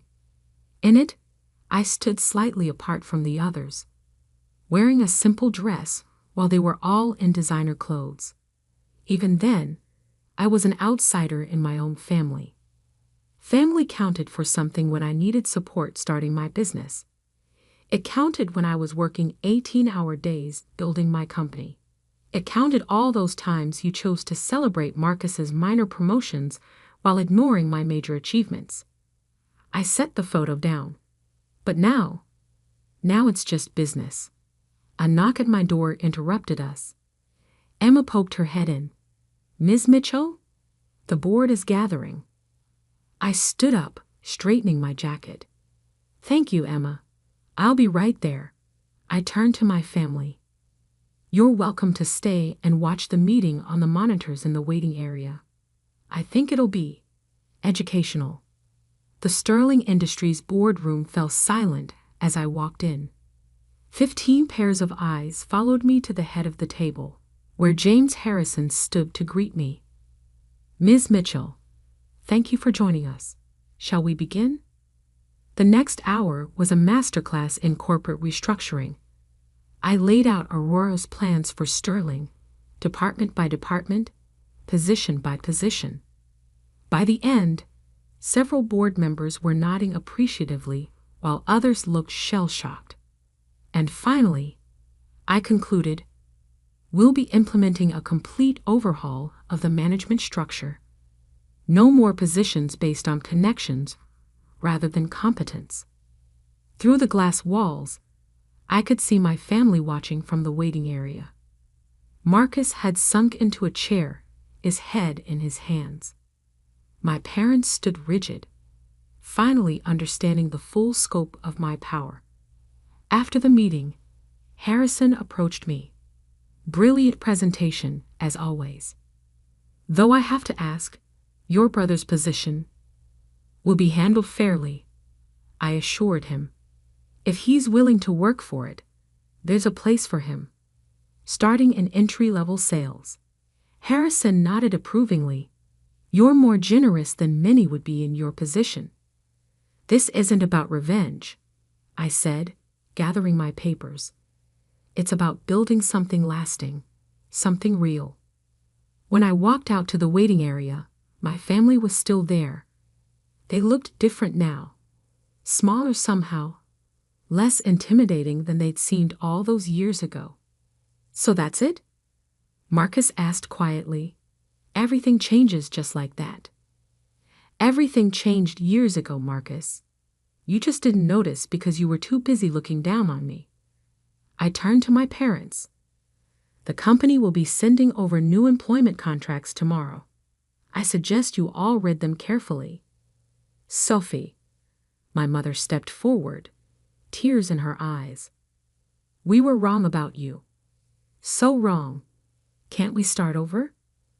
I thought about all the dinners where they'd ignored my achievements, all the family events where they treated me like an afterthought, all the times they'd prioritized Marcus's ambitions over my dreams. "Starting over would mean forgetting the past," I said finally, "and I don't want to forget. Those years of dismissal and disrespect taught me valuable lessons about self-reliance and determination. They made me who I am." "And who are you?" my father asked softly. "I'm the woman who built a billion-dollar company while you were all too busy mocking her tiny firm to notice. I'm the CEO who just acquired the company you thought was the pinnacle of success. And I'm the daughter who finally stopped seeking your approval and found her own path instead." I started walking toward the elevator, then paused and looked back. "The contracts will be here tomorrow. Your choice whether to sign them or not. But either way, things will never go back to how they were." As the elevator doors closed, I caught one last glimpse of my family, standing there in the waiting room of the company I built, finally seeing me clearly for the first time. That night, in my penthouse office, I took out my grandmother's locket, the one piece of family history I truly cherished. Inside was a small note she'd written years ago. "Success isn't about who believes in you at the end. It's about believing in yourself from the beginning." I smiled, thinking about how far I'd come from that overlooked daughter in the family portrait. Marcus's wedding had just been the beginning. Now everyone knew exactly who I was. Not the family disappointment, but the force that had reshaped their entire world. And somehow, that felt better than any revenge could have. Hi, I'm Ava. I want to tell you about my tricky relationship with my mother-in-law, Sophia. She always seemed to make things hard for me. Sophia had old-fashioned ideas and never really liked me. For a while, my husband William and I lived far from them, so Sophia couldn't bother us much. But when William got a job close to them, we had to deal with her more. I could handle Sophia's behavior because I grew up dealing with difficult people, like my own parents.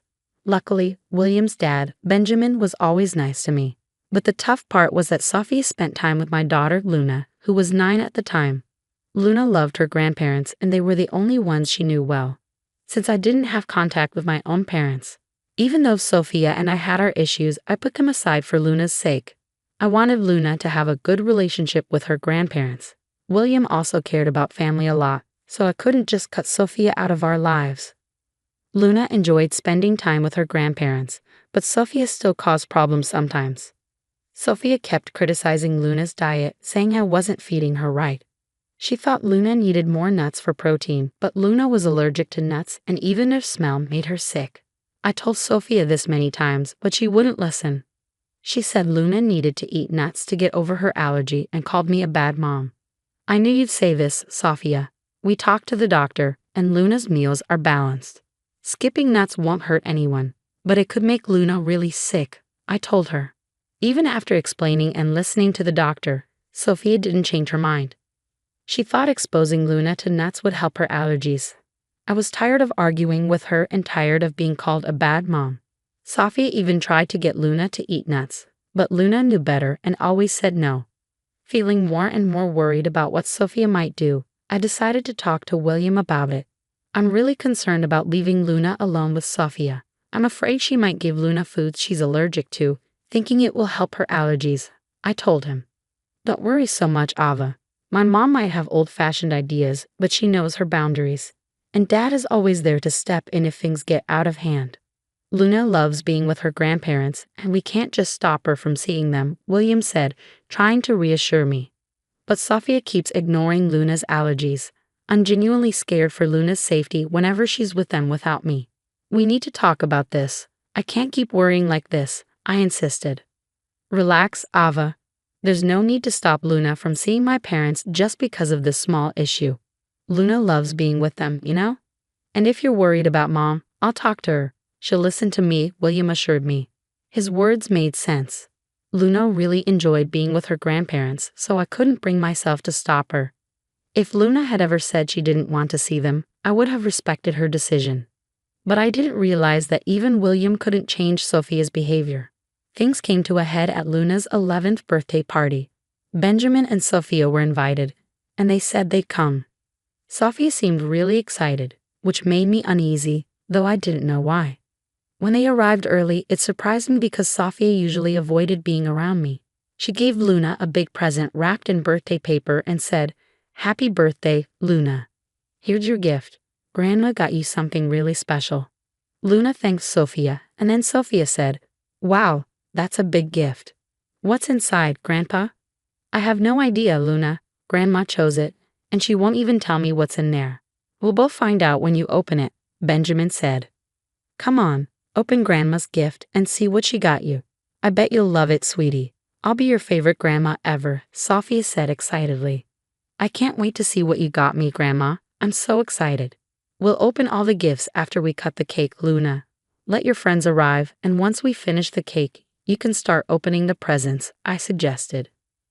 "No, Luna needs to open my gift before cutting the cake. That's why I came early to give her my special present," Sophia insisted. Despite feeling suspicious about Sophia's behavior, Luna seemed genuinely happy to get such a nice gift from her grandma. The big, heavy package made Luna even more excited, and she couldn't wait to see what was inside. She wanted to start opening her presents once all her friends were there. I agreed to let Luna open Sophia's gift before the cake, as Sophie said it had to be done that way. I didn't want to upset Luna on her birthday, so we went along with it. But little did I know what a disaster it would turn into. Luna and her parents were let down by the one person they trusted. Sofia not only ruined Luna's birthday, but also turned everyone against her. When Luna opened the gift, she found a big cake with her name on it. She was happy for a moment, but then she passed out. William and I rushed to her, scared and confused when we saw her throat swelling up. In shock, I watched as William hurried to get an epinephrine shot while someone else called the police. Knowing exactly who was behind this, I confronted Sofia, demanding answers. "What on earth did you put in Luna's cake? What's in it?" I asked, my voice shaking with anger and fear. Sofia pretended she didn't know anything, saying, "I didn't do anything, Ava. It's just a regular cake. I don't understand what's happening. Maybe something you did caused Luna to faint. You've been neglecting her nutrition despite my warnings, and now she's paying the price. Don't try to blame me. Luna was fine just a moment ago, and now she's having an allergic reaction. Tell me what you did to her, Sofia. I hope you didn't mess with the cake. You need to own up to your actions and take responsibility. Look at Luna, she's turning blue." I snapped back, ignoring Sofia's excuses. Focusing solely on Luna, I hurried over with the epinephrine I always kept on hand for emergencies. Although Luna's swelling went down a bit, she remained unconscious. It was clear that she needed to go to the hospital to fully recover. The room was filled with worry for Luna. Tears welled up in my eyes, and even William looked close to crying. Sofia, who was already in tears, seemed scared. In that moment, I decided to cut open the cake to see what was inside. What I found shocked me to the core. I demanded answers from Sofia, questioning her sanity for putting nuts in the cake. "Sofia, what were you thinking? You ignored my warnings and put nuts in the cake, putting Luna's health at risk. How could you be so careless?" "I only wanted to help Luna, not hurt her. I didn't like that Ava was so strict about Luna's diet. While it's true Luna might have reactions sometimes, I thought gradually giving her nuts could help," Sofia argued. My frustration boiled over when I confronted Ava, saying, "Are you crazy? Our daughter is allergic to nuts. She could have died from this reaction.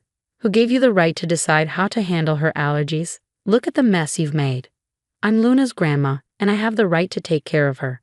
She'll be fine. You're all overreacting. You're just trying to scare me for no reason. I'm sure this is all part of Camilla's plan to make me look bad. But listen, Sofia, if things go my way today, you'll be in big trouble. Right now, all I care about is Luna's health," I said firmly. Just then, the ambulance arrived with paramedics. They took care of Luna and took her to the hospital, with us following closely. The doctors told us Luna would need time to wake up and would have to stay at the hospital for a day or two.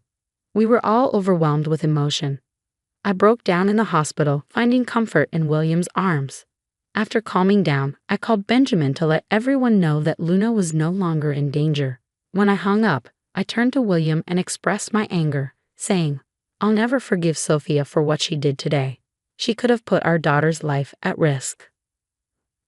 I've been thinking about how serious this is. It's unbelievable. Something I wouldn't have believed if I hadn't seen it myself. My mom has become someone I don't even recognize anymore. She did all of this just to make me look like a bad mom.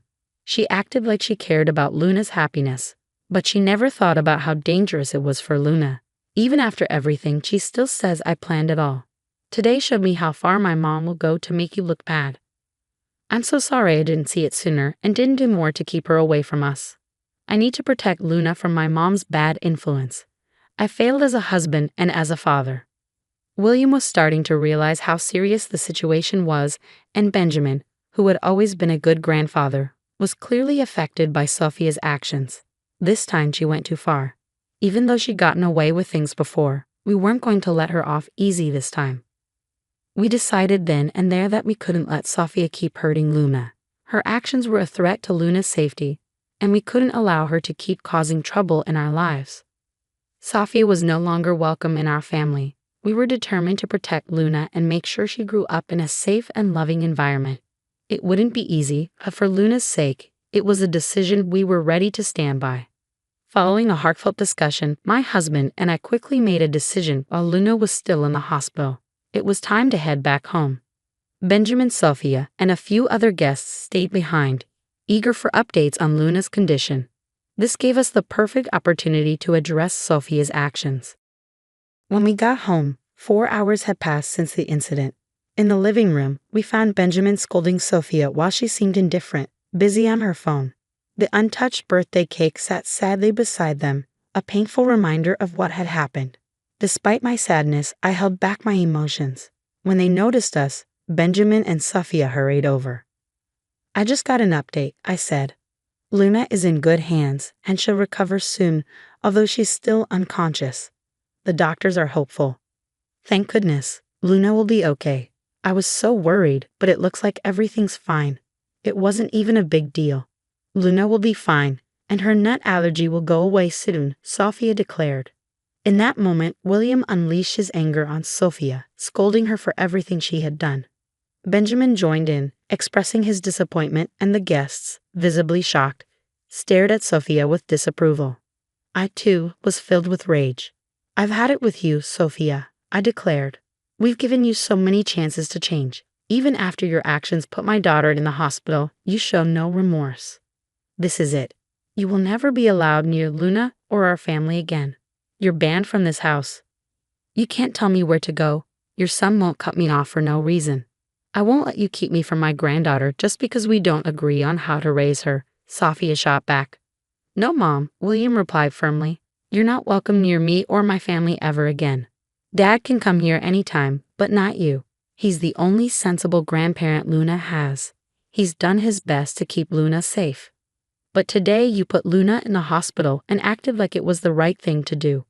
I can't let someone so heartless be around my daughter." Sophia couldn't believe her own son was turning against her. She had always trusted William to support her, not realizing he was being rational, unlike her. Even the guests started criticizing her. Sophia felt trapped, with no one on her side, not even Benjamin. In desperation, she screamed at us, blaming me for setting her up. "This is all your fault, Ava. You turned everyone against me. I'll never forgive you for this. You should be begging for our forgiveness. Your actions have ruined your reputation and kept you from Luna. I'll sue you for grandparents' rights. I'll take you to court, and the judge will let me see Luna. Just wait and see. I don't need anyone to support me." I responded firmly, "You're not going to have much luck getting grandparents' rights from jail. I'm sure the judge would find it pretty funny to have a criminal asking for visitation after putting her own granddaughter in danger." Sophia protested. "What are you talking about, Ava? Why would I go to jail? I didn't do anything wrong." "Didn't do anything?" I shot back. "What you did is a crime, Sophia. You can be arrested for knowingly exposing a child to allergens. It's considered a form of poisoning. Maybe you didn't realize it, but William and I did. We've already called the police on you. And look, here they come now to arrest you." Sophia, in denial, insisted, "No, you're lying. This can't be happening. You can't arrest me for this." Sophia's panicked expression showed her desperation as she begged us to drop the charges. Tears flowed down her face, and she started to panic. Just then, 2 officers came in and told her she was under arrest. She clung to our hands, begging us not to send her to jail. William remained unmoved, telling the cops to take her away, while I gave Sophia a cold look, showing that her deceitful game was over. In a last attempt, she turned to Benjamin for help, begging him to do something. "Benjamin, please. You can't let your wife get arrested like this," she pleaded. But Benjamin stood firm, saying, "When my wife does something truly terrible and shows no remorse, I won't protect her. I've warned you for years to change, and you never listened. Today, you put our granddaughter in danger. I was only trying to protect her, not realizing it would hurt her so badly. Please, Benjamin, I'm your wife. You have to help me," Sophia pleaded desperately. But William stood by his decision, saying firmly, "Sophia, I've already cut you out of my life. It's the right thing to do, and I plan to do the same. Tomorrow, I'll talk to a divorce lawyer. I want to end this as soon as possible. I won't stay with someone like you. I'll protect my granddaughter and my kids from you." Sophia was shocked and pleaded desperately, No, Benjamin. You can't do this to me. I'm your wife." Ignoring her, Benjamin told the cops to take her away. Sophia continued crying and begging for help, bringing a tumultuous end to an event that had long concluded. A sense of peace washed over me as William, Benjamin, and I went back to the hospital. After the other guests left, clearly upset by Sophia's actions, they promised to tell everyone what she had done. The next day, Luna woke up feeling much better, but she was terrified of Sophia. Luna cried and begged us to keep her away from her grandmother, saying how Sophie had tried to make her eat things she was allergic to. To help Luna deal with her feelings, we got her a therapist. At the same time, William and I started going to therapy together to work on our communication as a family. Having Benjamin's support was really important for all of us. With his help, we started to heal and grow stronger as a family. Sophie's life took a sharp turn for the worse after the incident. Her actions caught up with her, and she faced serious consequences. Once her own family found out what she had done, they scolded her and cut ties with her. Even her friends were disgusted by her behavior and stopped talking to her. With no one to turn to, Sophia found herself in a desperate situation, begging everyone for bail money. But she didn't get any help, and Benjamin filed for divorce the next day. Sophia was served with divorce papers while still in jail. Receiving the divorce papers in her cell sent Sophia into a fit of rage. In the following months, Benjamin was able to get a quick divorce, taking advantage of state laws. With the police report as evidence, our legal case against Sophia moved forward. Despite the expectation for Sophia to cover Luna's medical expenses, her financial struggles resulted in a lengthy prison sentence as the judge ruled against her. Moreover, we obtained restraining orders to ensure she stays away from our family. With confidence that Sophia won't have the chance to approach us again, we remain watchful. But if by some chance she tries to cross the line, she'll encounter the fierce protection of Mama and Papa Bear, who are determined to do whatever it takes to keep Luna safe. Why did you come to the university hospital? You can't seriously think a doctor can fix being uneducated and poor. Mike smirked, clearly amused with himself. I barely reacted, unimpressed by his arrogance. That's none of your concern, Mike. You're always so aloof. But no matter how prestigious the hospital, they can't cure ignorance or poverty. I didn't even bother with a fake laugh at his weak attempt at humor. Then suddenly, a nurse came rushing toward us. She looked directly at me, waving urgently. Doctor, we have an emergency. The patient's unconscious and in critical condition. Please come quickly. My name is Jessica, and I'm the oldest of 4 siblings. When I was in elementary school, our father passed away, leaving our mother to raise us on her own. The debt he left behind made it nearly impossible for her to make ends meet, no matter how hard she worked.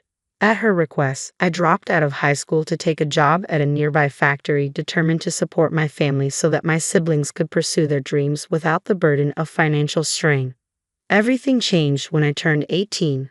After several dinner invitations from my supervisor, he asked me if I'd considered dating him. I had already developed feelings for him, so I agreed. Our relationship blossomed, and 2 years later, on my 20th birthday, he proposed. I said yes, and we got married. His name was Mike. From the start, I was honest with Mike about not finishing high school. He assured me, education doesn't matter when you love someone. He always tried to create a relationship based on honesty and equality. Even though he was several years older, he never treated me condescendingly and genuinely valued me. But over time, that seemed to change. His attitude toward me shifted, and he began to look down on me. Do you even realize who's been supporting your lifestyle? You should be more grateful, Mike said, his voice tinged with irritation. Mike's words made me flinch. When we got married, I left my job at the factory because he insisted so strongly that I become a stay-at-home wife. I had intended to keep working, but he told me, I want you to take care of the household chores, and I expect a warm meal and a tidy home every day. Despite my worries about sending less money back home, I didn't argue and quit my job.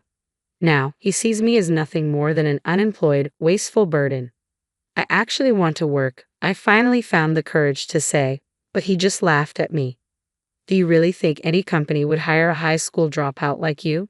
Your place is here, taking care of our home, he replied coldly. His words struck a chord with me. Maybe quitting my job, just as Mike wanted, had been a mistake. The allowance he gives me has been steadily shrinking, and I know if I complain about the lack of money, he'll probably blame my budgeting skills. So I stay silent and cover the shortfall with the savings I've been carefully building up. As I watched him relax with a drink, the thought of divorce began to creep into my mind. I'm still young. I could end this marriage, start fresh with someone else, and even have children. Mike likely hasn't noticed the depth of my distress, assuming I'm just a selfish, shallow woman. While I wrestled with these cold thoughts and feelings, I found myself trapped in contemplation. The dwindling savings, Mike's growing disdain, and the increasingly tense atmosphere between us. Determined to change our situation, I repeatedly tried to start a conversation with Mike. However, he always managed to find an excuse, claiming he was too tired or had other plans, evading any meaningful discussion. To make things worse, he even told me, "I don't want to talk to someone with such a low educational background." I was at my breaking point. One evening, after cleaning up from dinner, I finally resolved to share my decision with him. The next step was to tell him I wanted a divorce. With my lips dry from nervousness and mustering every ounce of courage, I approached him while he was absorbed in the TV. "Hey, there's something I need to discuss." Hearing the tension in my voice, Mike looked up from his spot with an indifferent expression. I held out the court document and our lawyer's letter, meeting his gaze directly. "I think it would be best if we got a divorce," I said firmly. A deep frown formed on his face. I braced myself for a shouting match, but instead of an outburst, he merely stared at me in silence. I could see his fists clenching and his face turning red with anger. Despite his fury, he held back and didn't let his emotions get the better of him. After a long, tense pause, he finally muttered in a barely audible voice, "Someone with your level of education." His fists clenched even tighter, and his eyes burned with resentment as he glared at me. I instinctively took a step back from his chilling gaze. "You think you have the right to challenge me? With just a high school diploma? You think you can suggest a divorce to your husband?" he shouted, his voice dripping with rage. But I had no intention of backing down. I had endured so much hurt from Mike already. Fighting back tears, I held his gaze steadily. The intensity of my stare seemed to momentarily unsettle him, a flicker of uncertainty crossing his face. Clutching the divorce papers tightly, I showed him my smartphone, where the screen displayed saved messages between him and a female coworker. Irrefutable evidence of his infidelity. "It looks like you've been showering her with gifts even when you couldn't provide for our household. If I'm so unnecessary to you, then let's get a divorce. Free me from this situation." For the first time, my husband was at a loss for words. He clearly hadn't expected me to have evidence of his affair. Perhaps he thought I'd never discover it. Though he struggled to find a response, his attempt at a smirk was laced with sarcasm. "Living with someone not so bright can be stressful. I need some occasional refreshment," he said, admitting to the affair with no hint of remorse, then turned back to the TV as if the conversation were over. The emptiness of his response was palpable. I swiftly moved to his side and turned off the TV, filling the room with silence. With his disgruntled gaze now fixed on me, I summoned all my strength to steady my trembling legs. I held out the divorce papers again. "All you need to do is sign these, please, I'm begging you." Why is Mike so resistant to divorce? He despises me, claims to be miserable in our daily life, and yet he clings to the pretense of our marriage while being involved with another woman. Why won't he just leave? I can't make sense of it. If he believes I don't have the right to suggest a divorce, then he should be the one to propose it. I would do anything to distance myself from him. The fear of societal judgment for being served with divorce by my husband and even my own self-worth pale in comparison to my need to escape this situation. "If you want a divorce so badly," my husband said with a sigh, taking the court documents in hand, "then repay every cent of the living expenses I've covered so far. If you can manage that, I'll consider the divorce." That's absurd. It's impossible, right? After all, you're just an uneducated stay-at-home wife. Mike chuckled lowly, clearly amused. "We've been married for 3 years, and during that time, the money he's given me for living expenses has, by even conservative estimates, totaled over $333,000. Although I haven't received much recently, repaying that amount from my savings alone is clearly out of the question. Most of the money went towards monthly rent and groceries, with nothing left for discretionary spending. Despite my efforts to save, I often had to dip into my savings. I couldn't accept his demand. Inside, I was in turmoil. He watched my confusion with a smug grin, and in that moment, a faint spark of determination ignited within me. I was resolved to prove him wrong, and my resolve became unwavering.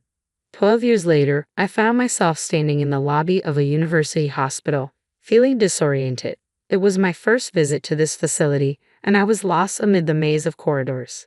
The busy staff seemed oblivious to my plight, leaving me stranded. I kept consulting the rough map I held, desperately trying to figure out where I was and where I needed to go. "Is that Jessica?" I suddenly heard my name called from behind. Turning around in surprise, I saw a middle-aged man standing there. I felt a sense of familiarity, but I couldn't quite place him. "I'm sorry, have we met before?" I asked, feeling a bit embarrassed.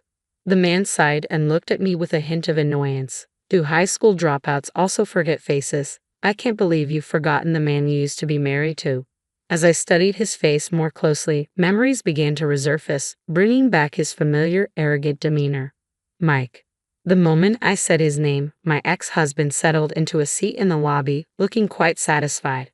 "Why are you here at the university hospital?" Mike asked with a smirk. "Surely you don't think a doctor can fix being uneducated and poor." He seemed quite pleased with his own words and chuckled to himself.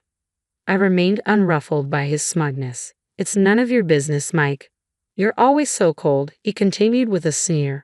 "No matter how prestigious this hospital is, I don't think they can cure a lack of education or poverty." I couldn't even muster a polite laugh at his attempt at humor. Just then, a nurse came rushing toward us. She looked in my direction and waved urgently. "Doctor, we have an emergency patient. They're unconscious and in critical condition. Please come immediately." I stood up immediately and accepted a lab coat from the nurse. Mike's eyes widened in surprise as he watched me. "I'm so sorry about this, especially on your first day here," the nurse said with a bow. There were no other doctors available. She quickly left, leaving Mike to stare after her. I couldn't afford to be distracted by Mike any longer. Not knowing what to do with the hospital brochure I was holding, I handed it to him. Seeing his shocked expression, I simply said, "I'm a doctor." After the emergency treatment was completed, I headed straight to the consultation room. Wandering around the hospital on my own would only leave me disoriented. Even though it was still before my scheduled start time, I decided to begin my work on my first day of transfer. I reviewed the medical chart and was taken aback. As I entered the room, I saw Mike sitting in the examination chair. His expression mirrored my own shock, eyes widening in disbelief. According to the chart, Mike had heart problems and had been referred to this university hospital. I took a deep breath, refocused on my work, and proceeded with the examination. Mike, clearly unsettled, couldn't mask his displeasure. "Is there anything else you'd like to ask?" I inquired as I finished the examination. Mike murmured, "How did someone like you, a high school dropout, become a doctor?" A nurse working beside him looked at him in surprise. Not wanting to waste consultation time, I took a moment to reflect. "My father was a doctor," I began. Just to clarify, I didn't drop out of high school due to poor grades. Memories of my father came flooding back. He was often away, preoccupied with work, and much of his earnings went towards alcohol and nightlife, leading to significant debt. Despite his flaws, I owe a lot to him. His commitment to my education played a crucial role in my path. From a young age, I aspired to follow in his footsteps and never wavered in that dream. I excelled in my studies throughout elementary and middle school, and my mother always believed in me, saying, "Jessica will surely become a doctor." After my father's death and the need to start working right after middle school, my journey took a detour, but I kept learning diligently. I obtained my high school diploma and pursued medical school. "But there's no way you had the money to go to college." "My earnings were saved by my mom, and I also took advantage of scholarships," I replied. "Scholarships? For you?" His disbelief stunned a bit, but I quickly composed myself and met his gaze. "You used to mock me, calling me a middle school dropout and questioning my intelligence. That was just because you didn't know the whole story." Mike glared at me, his eyes filled with anger. As the nurse whispered that the consultation time was almost over, I turned to prepare the medical chart for the next patient, casting a final glance at Mike. "Regarding the living expenses you wanted me to repay, I can pay them back right now, even double if you prefer. My current income exceeds yours." Mike's face turned crimson, clearly struck by my words. His pride seemed deeply wounded, and his anger was palpable as he breathed heavily. Realizing this was a public consultation room with medical staff bustling around, he stood up abruptly with a loud thud. "Just wait, you failed, doctor. I'm filing a complaint." With that, Mike stormed out of the consultation room. I watched him leave and let out a heavy sigh.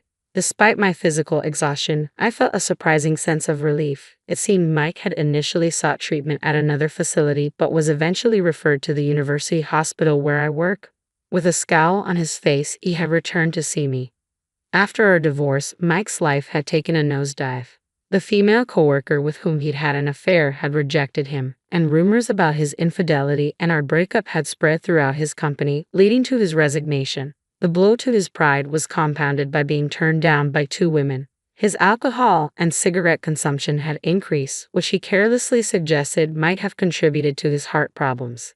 He was scheduled for major surgery soon, and while I did feel a twinge of sympathy for him, I couldn't completely forget his behavior during our marriage. Regardless of my personal feelings, I remained professional and committed to providing him with the best medical care. Mike still comes to my clinic for regular checkups. At one point, he even asked if I would consider remarrying him, but I politely declined. For now, I have no intention of remarrying and in content living with my family at my parents' home. It may sound boastful, but I'm well regarded as a doctor and earn more than enough to support my family. My days are busy and fulfilling, but occasionally I look back on our married life with a sense of emptiness. At 26 years old, the family that had abandoned me 16 years ago suddenly reappeared in my life. This unexpected reunion sparked a series of emotions and reactions that made me question my own identity, as if I was a different person entirely. As the eldest daughter, I grew up in a seemingly happy family with 2 siblings, one 3 years younger and the other 5 years my junior. We shared typical family experiences, cooking meals together, watching movies, and playing games. We were close-knit until my father lost his job when I was 9. Blamed for things he hadn't done, he was unfairly dismissed, leaving my mother, who was working in a school, struggling to provide for us all. They decided it would be best if I lived with my grandparents until they were back on their feet. Initially, the idea seemed reasonable, and I embraced the change. That summer, I stayed at my grandparents' farm, caring for animals and enjoying the countryside. Little did I know, this temporary separation would turn into a lifelong ordeal. When school was set to resume, my parents assured me they were working on arranging a new home. I stayed a few extra days with my grandparents, waiting for their call. However, the promised days turned into weeks, and weeks into months. Every attempt to contact my parents was met with unanswered calls and empty promises. I grew frustrated and desperate for answers. I asked my grandparents if they knew anything, but they were as clueless as I was. Seeking help, I filed a missing persons report, but my grandparents dismissed it as mere drama, grounding me for my efforts. Feeling abandoned and betrayed, I pleaded with my grandparents to provide me with an education. They enrolled me in a local public school, but adjusting to the new environment took time. Despite the challenges, I focused on my studies, determined to escape my grandparents' farm and find my parents. The lack of concern from those around me intensified my resolve. Everything changed when I overheard a conversation between my grandmother and my mother on the phone. The hushed tones in the kitchen revealed the truth. My mother was alive. My hope was rekindled. But the mystery of my parents' disappearance only deepened, leaving me with more questions than ever before. We were discussing my progress in school and various aspects of my life, and hearing her voice stirred up a whirlwind of emotions within me. I couldn't contain my feelings, and before I could stop myself, I called out to her. The moment my voice reached the other end, silence fell. Frantically, I screamed and cried into the phone, hoping that if I shook it hard enough, her voice would echo through the receiver. Grandma emerged from the kitchen, her face a mix of concern and frustration, instructing me to go to my room. I unleashed my anger on her, demanding to know why she had hidden my mother from me and why she refused to divulge any information. Despite my pleas, Grandma remained steadfast in her silence, leaving me to accept the painful reality that my parents had essentially abandoned me. Shortly after that heartbreaking phone call, my grandparents sent me to live with a distant aunt, a 5-hour drive away from their farm. I often wondered why my parents had chosen to send me away, but I never received a satisfactory answer. My aunt, my mother's cousin, turned out to be a compassionate and understanding soul. She embraced me with open arms, and when I questioned her about my parents, she admitted she didn't have any answers. Her sincerity was palpable, and I chose to believe her. From the moment I moved in with my aunt at the age of 13, she became my rock. Whenever I struggled with my emotions, she was there to guide me, offering solace and understanding. She even encouraged me to seek therapy, a decision that initially left me hesitant but eventually proved immensely beneficial. My aunt validated my feelings, something my grandparents had never done, and provided the support I desperately needed. By the time I finished high school, my aunt had become the most significant person in my life, filling the void left by my absent parents. She supported me through my journey to becoming a veterinary doctor, following in her footsteps. At 21, I approached her with adoption papers, wanting her to be my legal parent. With her wholehearted agreement, I finally found the stability and love I had craved for so long. Having completed my degree, I now work as an intern in a hospital, striving to gain valuable experience. My career path has led me to move into a new apartment, away from the familiarity of my aunt's home. Despite the physical distance, I still visit her whenever I can. 2 days ago, on my day off, I was relaxing at home when the doorbell rang. Anticipating a delivery, I opened the door only to find my estranged family standing there, my mom, dad, and youngest brother. They appeared both unfamiliar and yet hauntingly recognizable. Stunned into silence, I couldn't find the words to express my emotions. They handed me an envelope containing a letter from my grandparents. According to the letter, I had allegedly run away from their home, refusing to maintain contact, causing them immense emotional distress.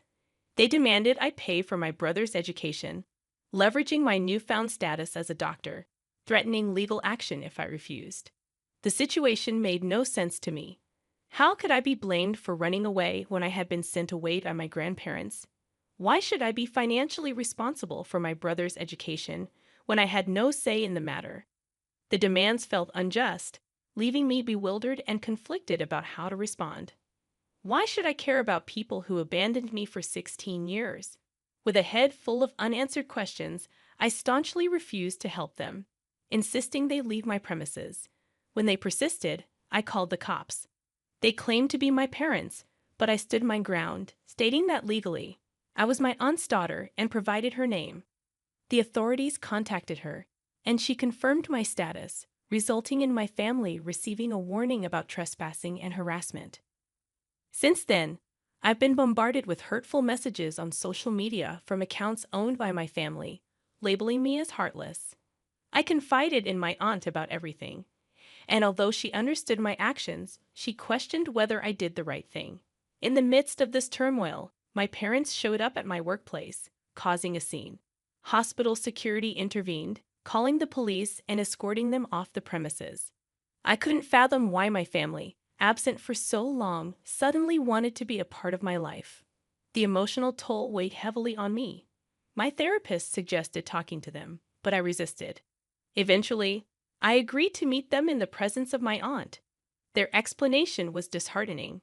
They sent me to my grandparents due to financial struggles, thinking it would be easier with one less mouth to feed. When circumstances improved, they couldn't afford to bring me back. Now, with their savings depleted, they wanted me to support them and pay for my brother's needs. They admitted fabricating the threat of legal action, hoping to guilt me into compliance. Each word shattered my heart, but I stood firm. I reminded them of my legal detachment and threatened legal action if they ever bothered me again at home or work. Despite their pleas for forgiveness, I walked away, my heart hardened against them. My therapist suggested I might be struggling to empathize, but the truth was, I felt nothing for them. If I could, I'd erase them from my memory without a second thought. Since my last update, my family has ceased reaching out to me. On the other hand, I have completed my internship, and I am considering another residency program before I sit for the NAVLE. I hold on to hope that my future will be all right. Sometimes I won't deny it. I wish I had a better relationship with my parents. Nevertheless, I am content with having my aunt as my sole parent. She proves to be a far superior mother than the other one I know. They abandoned you, lied to you, and left you with your grandparents. You owe them nothing. You are only giving them what they gave you. They'd abandoned you. I don't understand why they thought you wouldn't do the same. My sister-in-law, a 26-year-old woman, and I, a 29-year-old woman, have always had a complicated relationship. I thought she had matured enough to leave me alone, but apparently she couldn't resist causing drama. Our issues started when I began dating my husband. We met while he was helping her move. We struck up a conversation at a local bar and have been together ever since. Despite our happiness, my sister-in-law never liked me. She once told me her brother never gets serious with anyone, so I shouldn't get my hopes up. I mentally prepared for heartbreak, even though I really liked her brother. However, 6 years later, we are still going strong, and he is undoubtedly my favorite person in the world. The rest of his family, including my mother-in-law, father-in-law, and every other family member I've met, have been nothing but nice to me. So it baffles me why my sister-in-law seems to hate me so much. 2 years ago, during our wedding, she created a huge fuss. I didn't want her as my bridesmaid due to her consistent cold and condescending behavior towards me. However, she threw a tantrum and tried to emotionally manipulate my husband against me. To avoid more drama, I made her a bridesmaid. Yet she showed up in a white floral dress, angering everyone. My in-laws forced her to change, threatening to exclude her from family events if she didn't comply. She apologized afterward, and I thought she had moved past her immature behavior. Clearly, I was wrong. Things took a turn when I found out I was pregnant with my first child. I was thrilled and couldn't wait to share the news. While everyone else was excited, my sister-in-law's behavior was different. She didn't seem happy for us and consistently managed to make the moment about herself. During a family event, we announced our pregnancy, and she quickly diverted the conversation to her own experiences as a single mother, emphasizing how difficult it was for her to go through pregnancy alone and suggesting that I was lucky. As my due date approached, my sister-in-law offered to host a baby shower for me. Initially, I was grateful and excited about the celebration with my family and friends. However, my excitement turned to suspicion when she insisted on hosting the event at a venue 12,000 miles away from where we lived. She claimed it was a surprise, set up at a luxurious venue owned by her friend, and we wouldn't have to pay for anything. Despite her explanation, I couldn't shake the feeling that something was amiss. When I shared my concerns with my husband, he assured me that his sister was simply trying to do something special for us and that I might be overthinking it. He even rescheduled vital meetings so we could attend the supposed baby shower. We flew there with my parents, as my in-laws couldn't attend due to being out of the country. Upon arriving at the location, a lavish resort, I immediately sensed something was wrong. The decorations were pink and blue, but there were unfamiliar faces present. To my shock, there was another pregnant couple, and the woman was wearing the same white dress given to me by my sister-in-law. It became apparent that my sister-in-law had tricked us into attending her friend's baby shower, making me feel humiliated and overshadowed. Feeling utterly embarrassed and upset, I left the party in tears once I understood the situation. My husband confronted his sister, leading to her making excuses and attempting to deflect blame. He informed his parents, who were equally shocked and angry. In response to her behavior, they decided to cut her off financially. They had been supporting her financially for years, but after her actions, they withdrew their financial aid and decided she should fend for herself. They even warned her not to show up until she learned to act responsibly. Although my sister-in-law blames me for her misfortune, I maintain that I didn't ask my in-laws to take any action. This was entirely her own doing. While she tries to manipulate me, portraying herself as a single mom, I can't help but believe she deserves the consequences of her actions. Despite her attempts to guilt-trip me, I stand firm in my belief that she brought this upon herself. My sister-in-law is by no means destitute. She won't be left penniless with her son due to this situation. She just needs to adjust her lifestyle and figure out how to manage her boutique independently. Moreover, if my in-laws genuinely believed their grandchild was in jeopardy, they would step in. I'm confident they won't hold a grudge for long. Although they might not fund her boutique, they'll likely assist her with general expenses once she acknowledges her error and apologizes to me, rather than attacking me for her perceived misfortunes. My husband firmly stands by my side, assuring me that I never have to forgive my sister-in-law or engage with her again. He apologized for not intervening earlier and taking stronger measures to keep her away from me.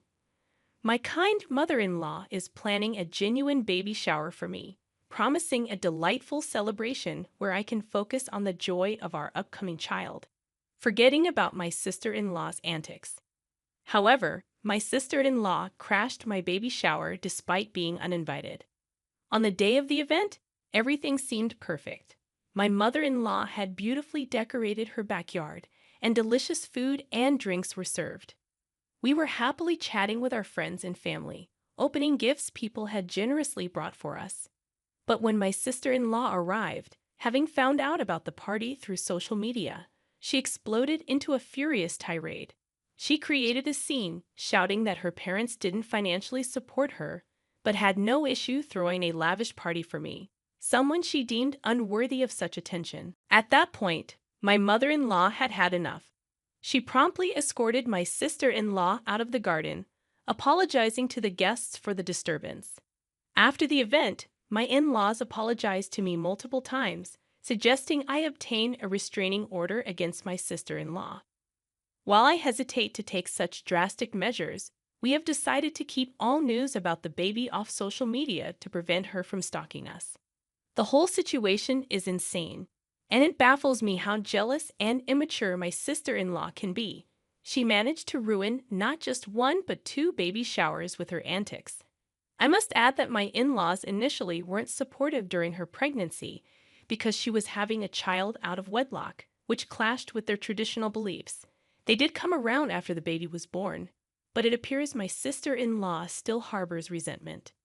I haven't heard from her since the baby shower, and my in-laws have expressed their intention to cut her off permanently due to her embarrassing behavior in front of so many people. Frankly, I've reached a point where I don't care anymore.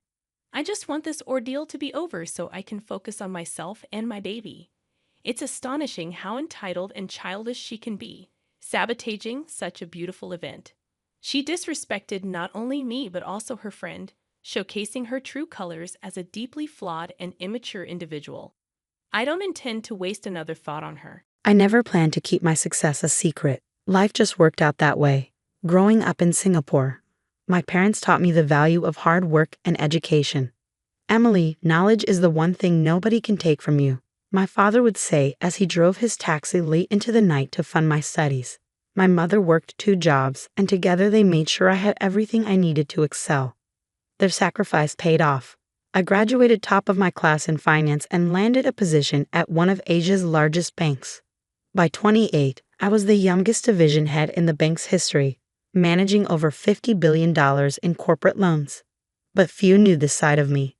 I met James at my friend's small cafe where I loved to work on weekends, helping out just to stay grounded. He walked in one rainy morning, ordered a latte, and smiled when I drew a little heart in the foam. "This is the best coffee I've had in months," he said, his eyes crinkling at the corners. "The secret is making it with care," I replied, wiping down the counter. He came back every weekend after that. We talked about everything: his work as an architect, his dreams of designing sustainable buildings, his close relationship with his family. I found myself looking forward to our conversations, enjoying how he saw me for who I was, not what I owned. When he finally asked me out, I said yes without hesitation. Our first date was at a humble hawker center, sharing plates of char kway teow and laughing about nothing in particular. I fell in love with his kindness, his integrity, and how he treated everyone with respect, regardless of their status. "My family's a bit traditional," he warned me before our first dinner with them. "They can be judgmental about status and career." "Don't worry," I assured him, "I can handle it." I wasn't prepared for Richard Chen, James's father. A self-made real estate tycoon, he dominated every room he entered. His wife, Helen, was equally intimidating in her designer clothes and perfectly coiffed hair. James's sister, Victoria, took after their mother, down to her dismissive glance when I mentioned working at a cafe. "A cafe?" Richard's voice boomed across the dinner table. "James, I thought you said she went to university." "She did, Dad. Emily has a degree in—" Clearly not putting it to good use, Richard interrupted. "In this family, we believe in ambition. Excellence. Not, serving coffee. I saw James's face redden, but he stayed silent. Helen touched her pearl necklace, a habit I learned meant she was about to deliver a carefully crafted insult. Dear, perhaps you could help Emily find a more suitable position. The cleaning company we use is always hiring. Victoria snickered. At least she'd have health insurance. I maintained my composure, years of high-stakes negotiations serving me well. I enjoy my current work, but thank you for your concern. The rest of dinner passed in a blur of subtle digs and patronizing advice. James apologized profusely on the drive home. They'll come around, he promised. They just need time to know you. But they didn't. Over the next year, as James and I grew closer, his family's disdain only intensified. Every family gathering became an exercise in endurance. Richard never missed an opportunity to remind everyone of my humble station. Helen orchestrated seating arrangements to keep me far from important guests. Victoria openly suggested James find someone more appropriate. When James proposed, their reaction was predictable. A cafe worker, Richard exploded. Have you lost your mind? Dad, I love her. James stood firm. Love won't maintain our family standing. Richard shot back. If you marry her, don't expect any support from me. But James chose me. We had a small, beautiful wedding, without his family present. Months passed. I continued my weekend cafe shifts, finding peace in the simple work while managing billion-dollar deals during the week. James respected my choice to keep my career private, understanding my need to be loved for myself, not my position. Then came the annual Chen family reunion. We have to go, James insisted. They're still family. I agreed, hoping time had softened their hearts. I was wrong. The reunion was held at Richard's mansion, a sprawling estate that screamed old money. The moment we arrived, I felt the familiar weight of judgmental stares. Oh, the cafe girl still hasn't found a real job. Victoria's voice carried across the garden. How persistent. Richard gathered everyone for his annual family address, champagne flowing freely as he boasted about the family's achievements. Then he spotted us. Ah, James, come, tell everyone about your new project. His eyes slid past me. And your wife can serve drinks. It's what she's good at, yes. Laughter rippled through the crowd. James opened his mouth to protest, but before he could speak, a commotion erupted near the house. Richard's secretary came running out, face pale. Mr. Chen. Urgent call from the bank. Not now, Richard waved her off. We're celebrating. Sir, it's about the emergency loans. They're denied. Richard's smile faltered. Impossible. I spoke with the division head yesterday. No, sir. The new CEO is reviewing all major loans personally. They're requesting a meeting tomorrow. I felt my phone vibrate, my own secretary calling. I knew what this was about. Richard's company had been flagged for suspicious accounting, and as CEO of the corporate banking division, I had ordered a complete audit. The timing couldn't have been more perfect. Excuse me, I said quietly, stepping away from the crowd to take my call. Ma'am, my secretary whispered, Chen Development's financials are worse than we thought. The audit shows systematic misrepresentation of assets. Send me the files, I replied. I'll review them tonight. When I returned, Richard was in full crisis mode. His face had lost its usual smugness, replaced by barely concealed panic. He was barking orders into his phone while Helen hovered nearby, wringing her perfectly manicured hands. Victoria sidled up to me, her voice dripping with false sympathy. Looks like Daddy's company is having issues. Not that you understand business matters. More champagne? I smiled politely. No, thank you. But I do have a question. How's your position at your father's company? She preened. I'm Executive Vice President of Operations. Interesting. And what exactly do you do? Her smile faltered. I oversee things. Important things. Like the shell companies in the Cayman Islands. Victoria's glass slipped from her fingers, shattering on the marble floor. Several heads turned our way. I don't know what you're talking about, she hissed. The ones hiding your father's debt? Or perhaps the inflated property valuations? Before she could respond, Richard's voice boomed across the garden. Everyone, party's over. Family emergency. As guests began to leave, Richard pulled James aside. Son, I need your help. The bank, they're being unreasonable. Your architecture firm has good relationships with other banks, yes. James looked uncomfortable. Dad, we're just a small firm. We don't handle those kinds of loans. Useless, Richard exploded. Just like your choice in wife. If I lose this company, it's on your head for bringing bad luck into this family. That was enough. I stepped forward, my phone in hand. Mr. Chen, I believe we have a meeting tomorrow at 9 a.m. He barely glanced at me. This doesn't concern you, coffee girl. Actually, it does. I opened my banking app, displaying my executive profile. I'm the CEO you'll be meeting. The silence that followed was deafening. Richard's face cycled through confusion, disbelief, and horror. Helen's pearl necklace clattered to the ground. Victoria looked like she might faint. That's impossible, Richard stammered. Emily Chen, CEO of Corporate Banking Division, Singapore United Bank, I stated calmly. Your loan applications crossed my desk last week. The irregularities were concerning. James stared at me, mouth agape. Emily? All this time. I wanted to be loved for who I am, not what I own. I explained softly. You gave me that gift. Your family, not so much. Richard suddenly straightened, his businessman instincts kicking in. Well, this is wonderful news. We're all family here. Surely we can work something out. Family? I echoed. Like when you called me a gold digger at our wedding reception. Or when you told your business associates that James married beneath his station. Helen stepped forward, arms outstretched. Darling, we were just protecting our son. Surely you understand. I understand perfectly. You judged me, humiliated me, and treated me like dirt because you thought I was beneath you. Now you want my help? Victoria attempted damage control. Emily, sweetie, we were just teasing. It was all in good fun. I turned to James. Did you know about your sister's role in the company? He shook his head. She said she was handling operations. She's been helping your father hide debt and inflate assets. The audit shows years of financial manipulation. Richard's face turned purple. Now see here. You can't just. I can and I will, I interrupted. Tomorrow's meeting isn't about loans. It's about fraud investigation. The color drained from his face. You wouldn't dare. We're family. Family? I laughed softly. Let me share some wisdom from my father, the taxi driver you mocked at my wedding. He taught me that true family supports you, believes in you, and loves you regardless of your status. You've done none of those things. I took James's hand. The authorities will be contacting you tomorrow.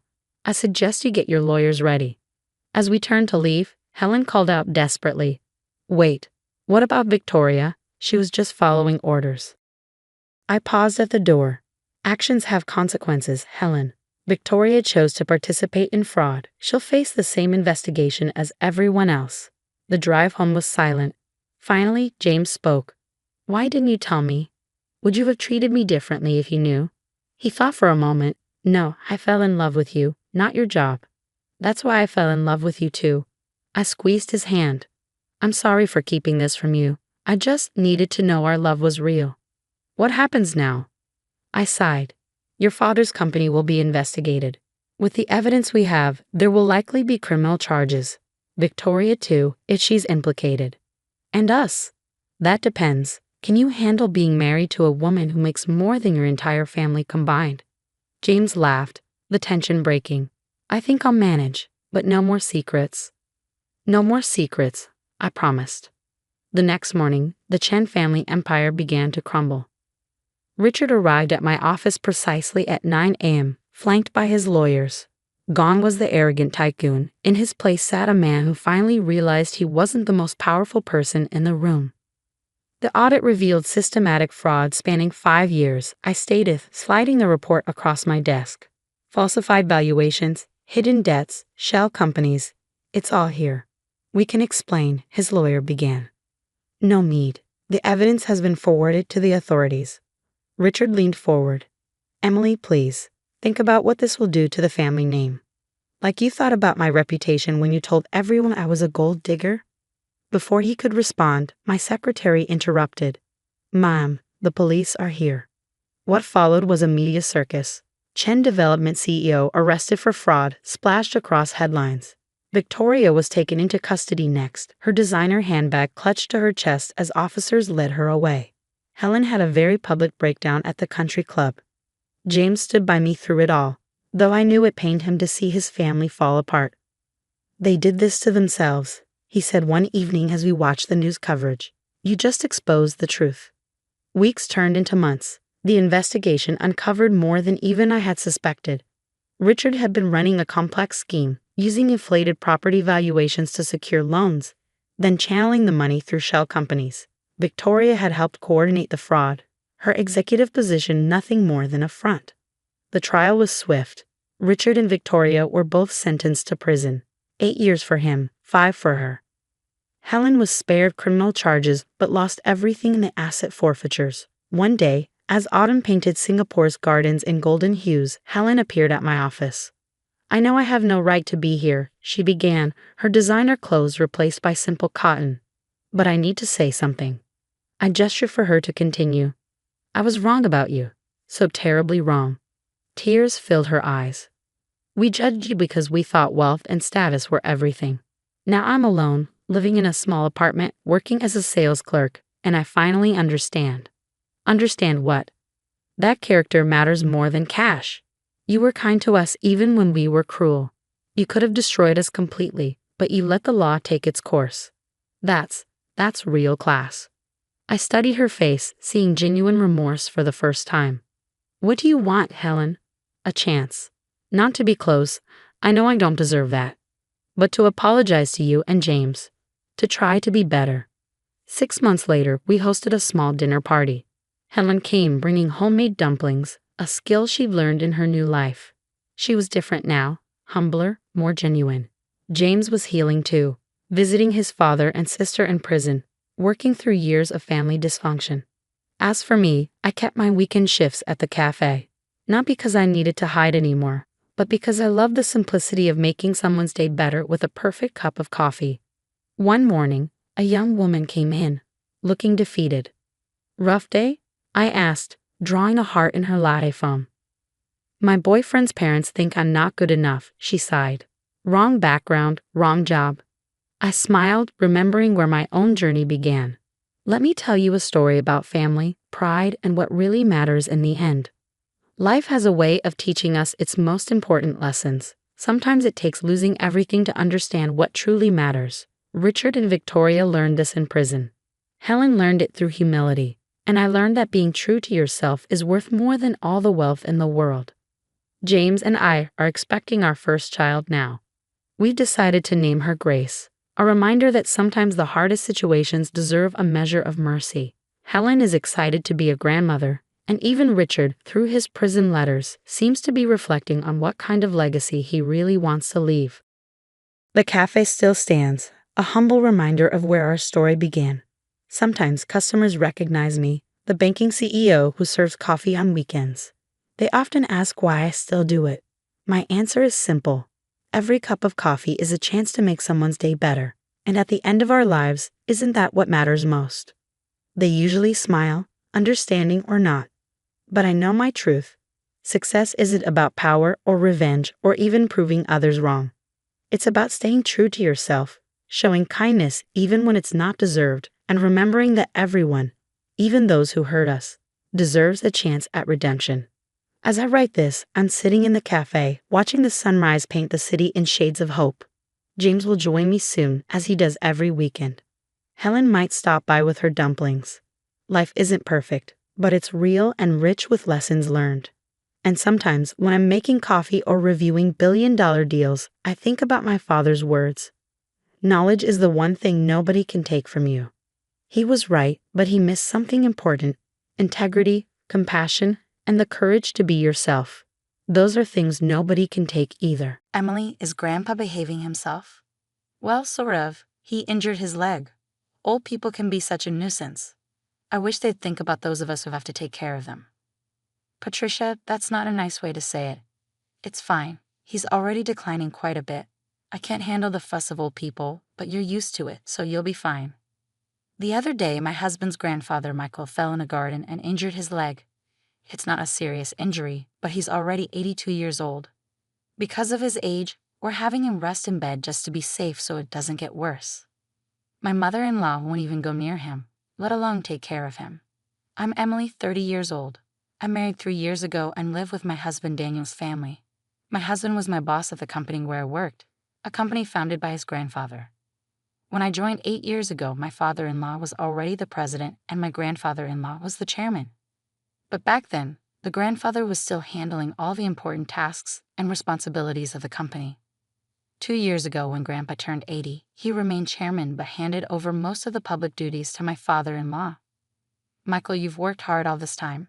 Now, leave the company matters to Christopher and take it easy, my mother-in-law said with a smile, but her words sounded sarcastic to me. Grandfather-in-law is a bit stubborn but a fair and kind person with a good reputation. In contrast, my father-in-law seems somewhat immature, never expressing his opinions clearly and utterly unreliable compared to Grandpa. And he always does whatever my mother-in-law says.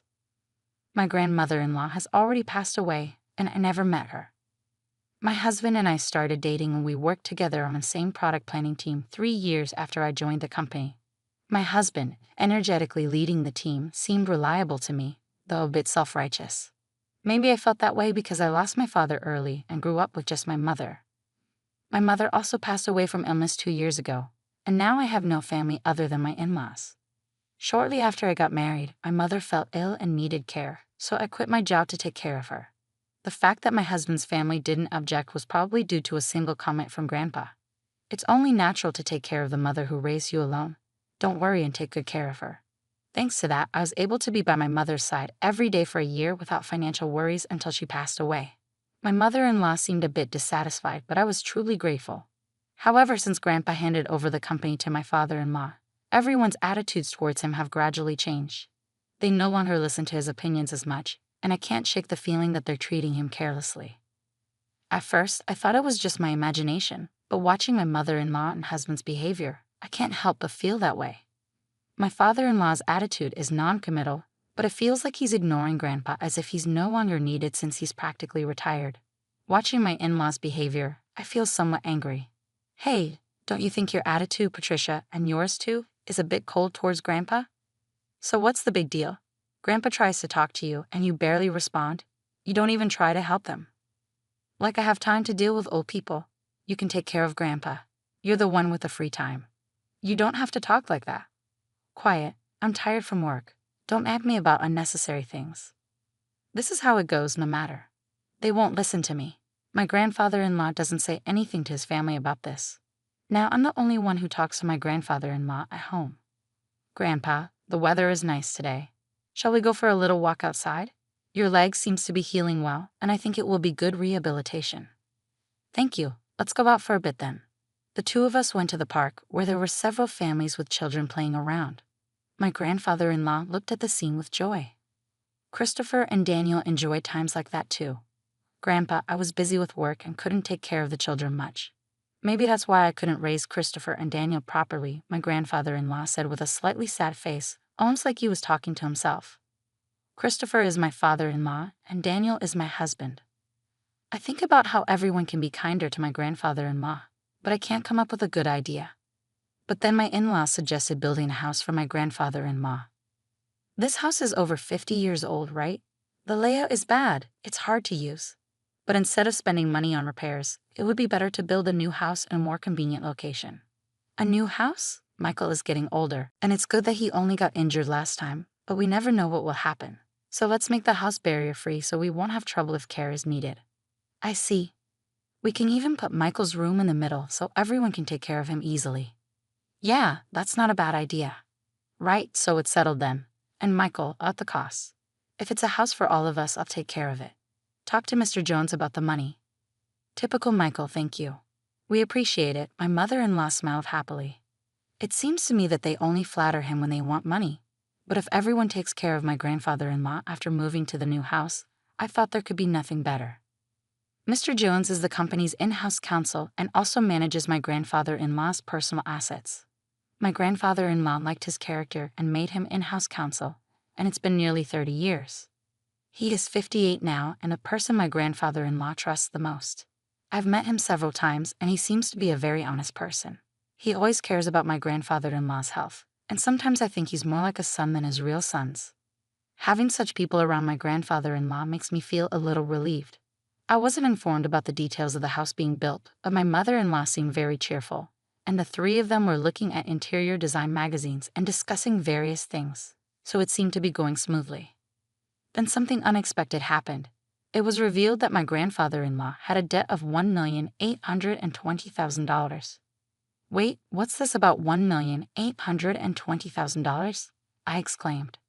My grandfather-in-law had become a co-signer for a loan for a friend's company, but that company was in trouble, and a debt had become my grandfather-in-law's responsibility. Wait, they're not going to take the house. It's under construction, are they?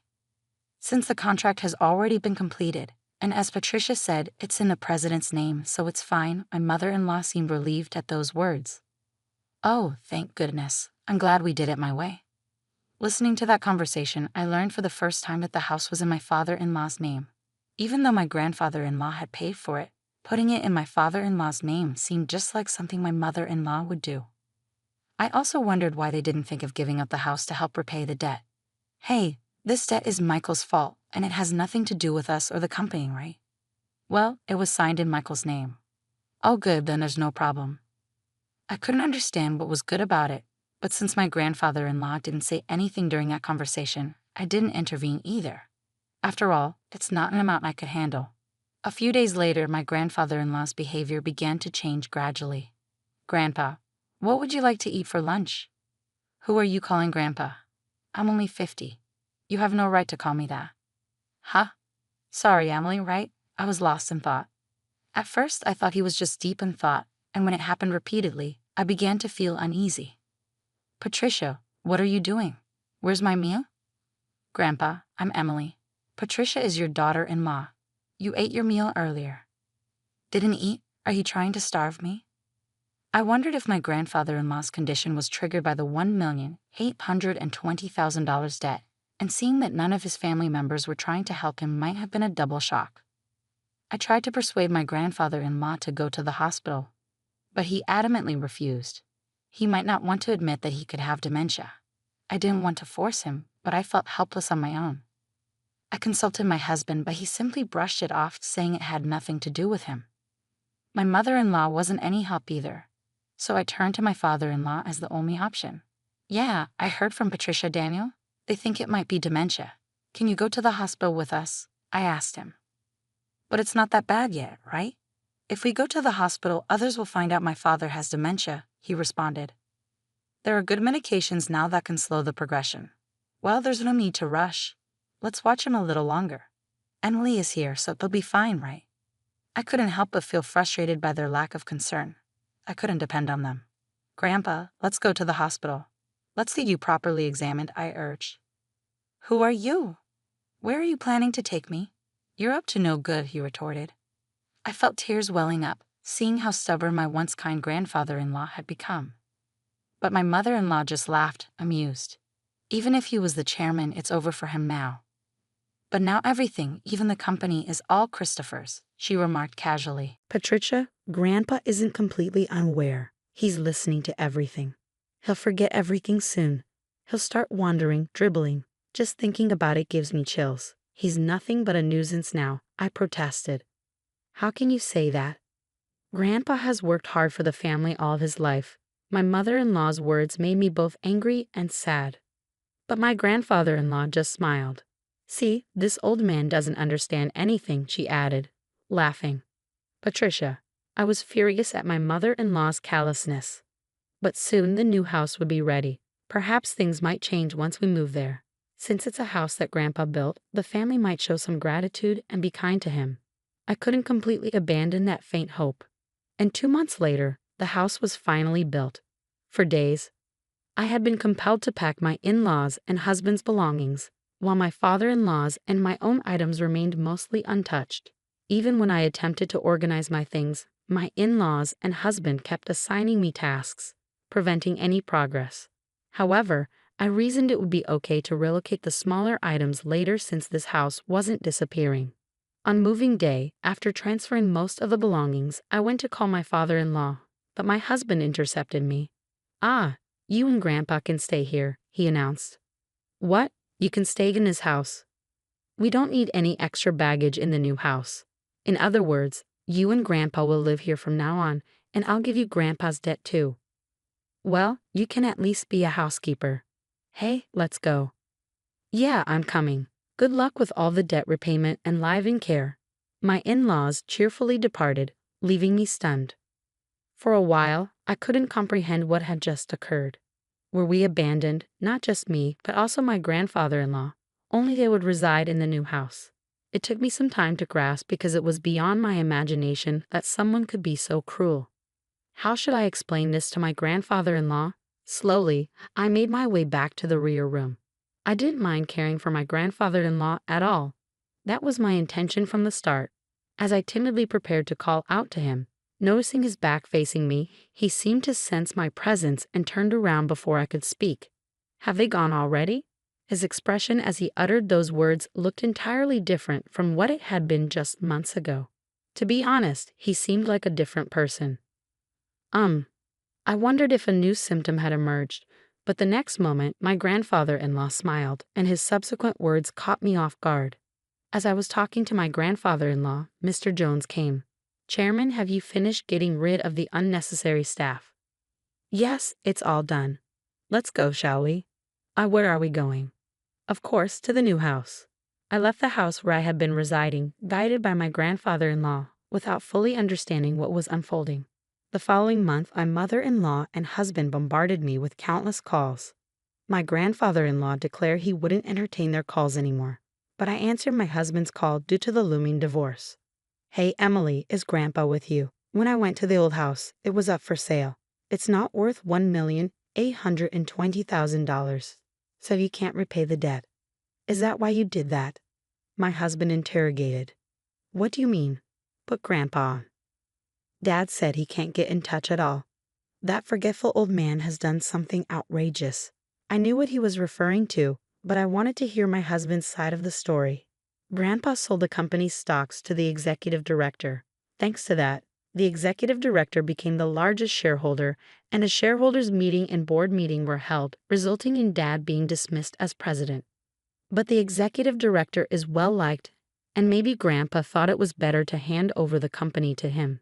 The executive director must have deceived the senile old man into selling the stocks. This is invalid.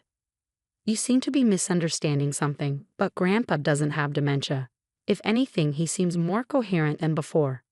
What? Until that moving day, I genuinely believed that my grandfather-in-law had dementia.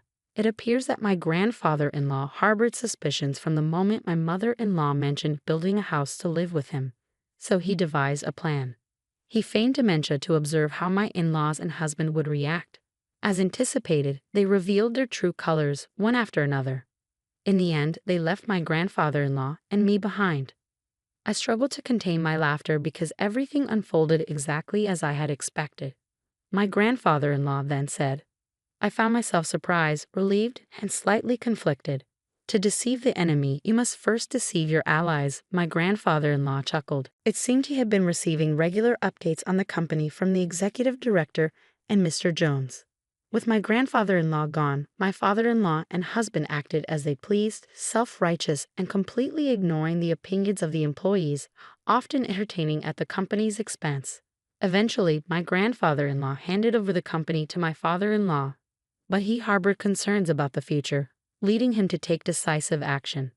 In the end, he decided he couldn't entrust it to his son and left it to the executive director. I explained.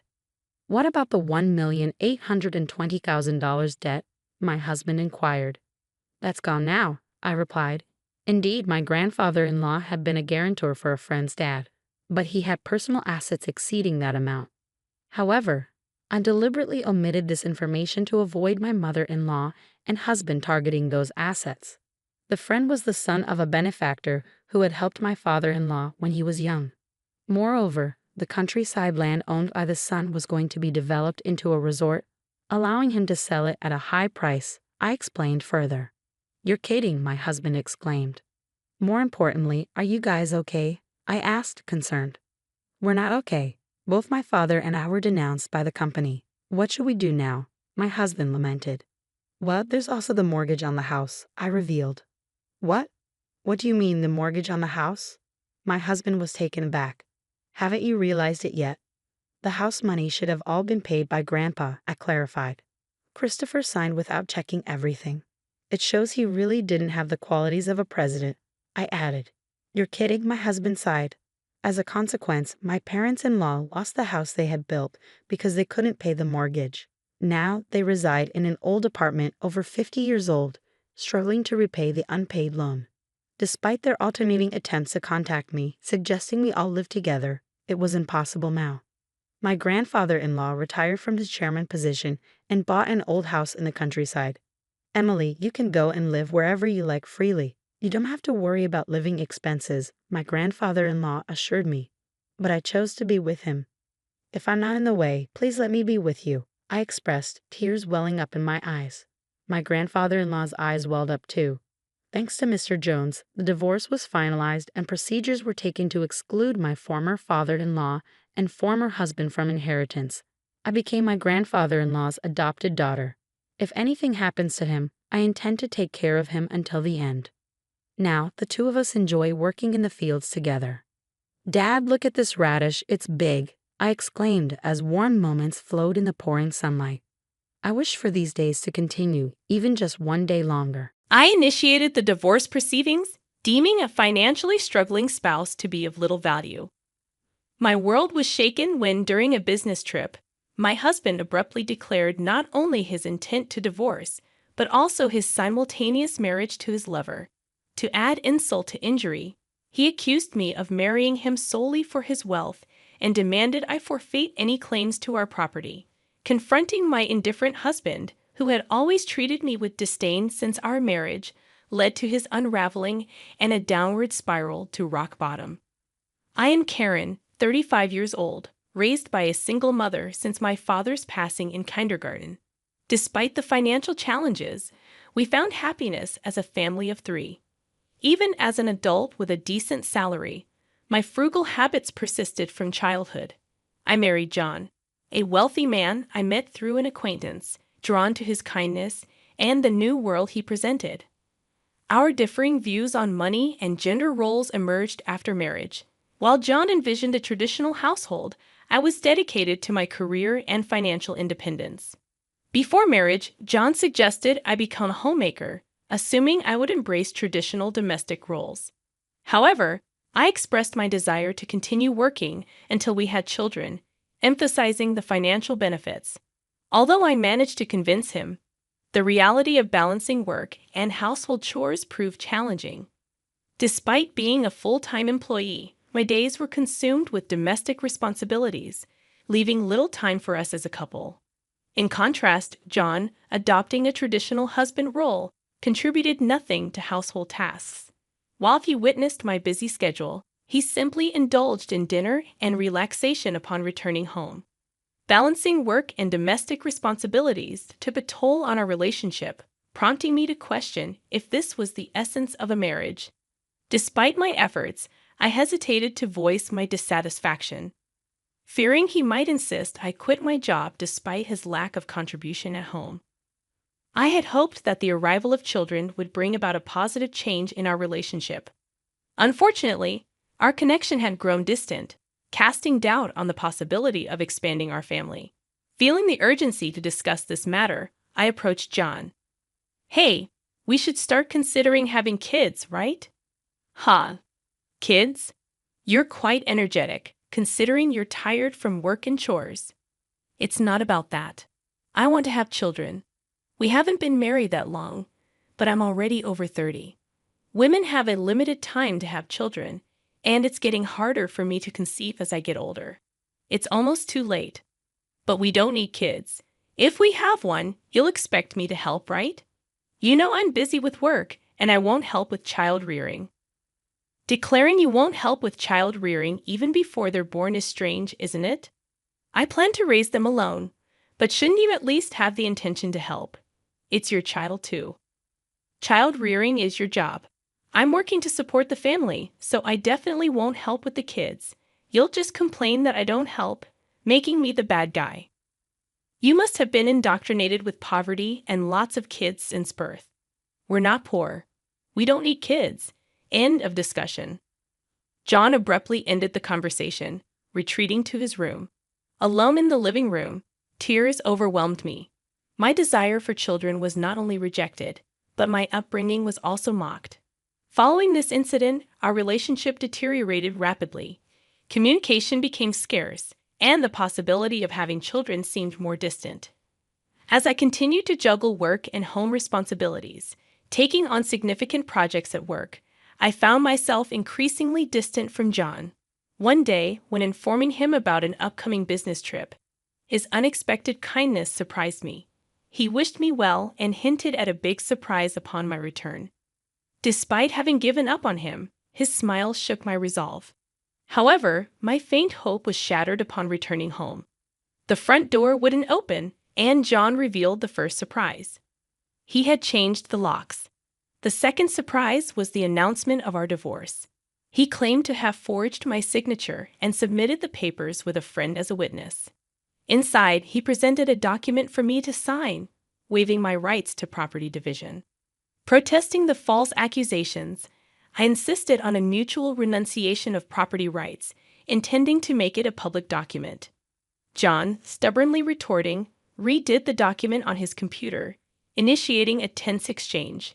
As I left the house, he continued to scorn me for being poor, even contemplating discarding my belongings. A few days later, John, in a state of panic, called me, wondering what I had done. "What do you mean I haven't done anything? Why are you panicking? I have a lot of questions. First, I was told to leave the apartment. Oh, you were still living there. That's not allowed. It's a new month. You're trespassing." Trespassing? But it's my house. Are you okay? Did you forget that it was a company apartment I rented? I was the leaseholder, so naturally, you can't live there anymore. That's ridiculous.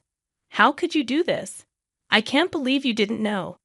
I'm not the one who should be accused of doing things on my own. Didn't I tell you that you can't just change the locks of a rental apartment? It's my house. I can change the locks if I want. Didn't you listen? It was my leased apartment. Even if you were the leaseholder, the owner is the apartment manager. You can't change the locks without informing them. Is that so? Also, I terminated the lease while you changed the locks. I was allowed to live there until this month. I was planning to return. But now you've unlawfully altered someone else's property, which could be criminal damage. Wait, why did you terminate it so early? Criminal damage? Is that why the police are at the front door now? I'm too scared to open it. But I calmly replied, so the police did come. Don't worry, it's probably not for trespassing or criminal damage. It's better to talk to them. Why do I know about the police? Because I reported you for filing the divorce papers yourself.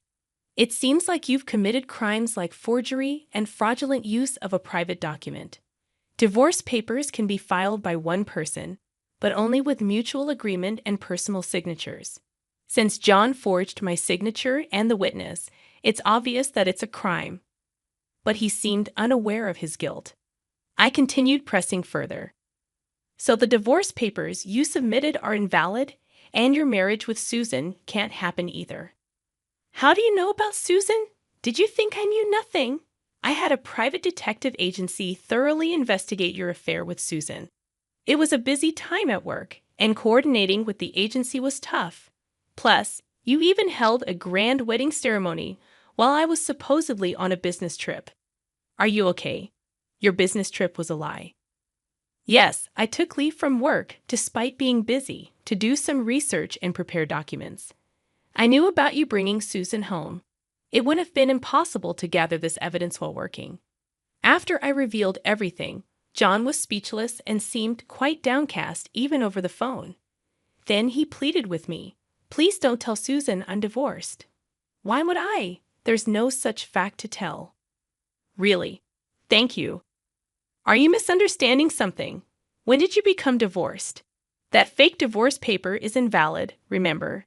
So legally, you're still my husband, not divorced. What? So since you committed adultery, well, legally, my husband, Susan needs to pay compensation.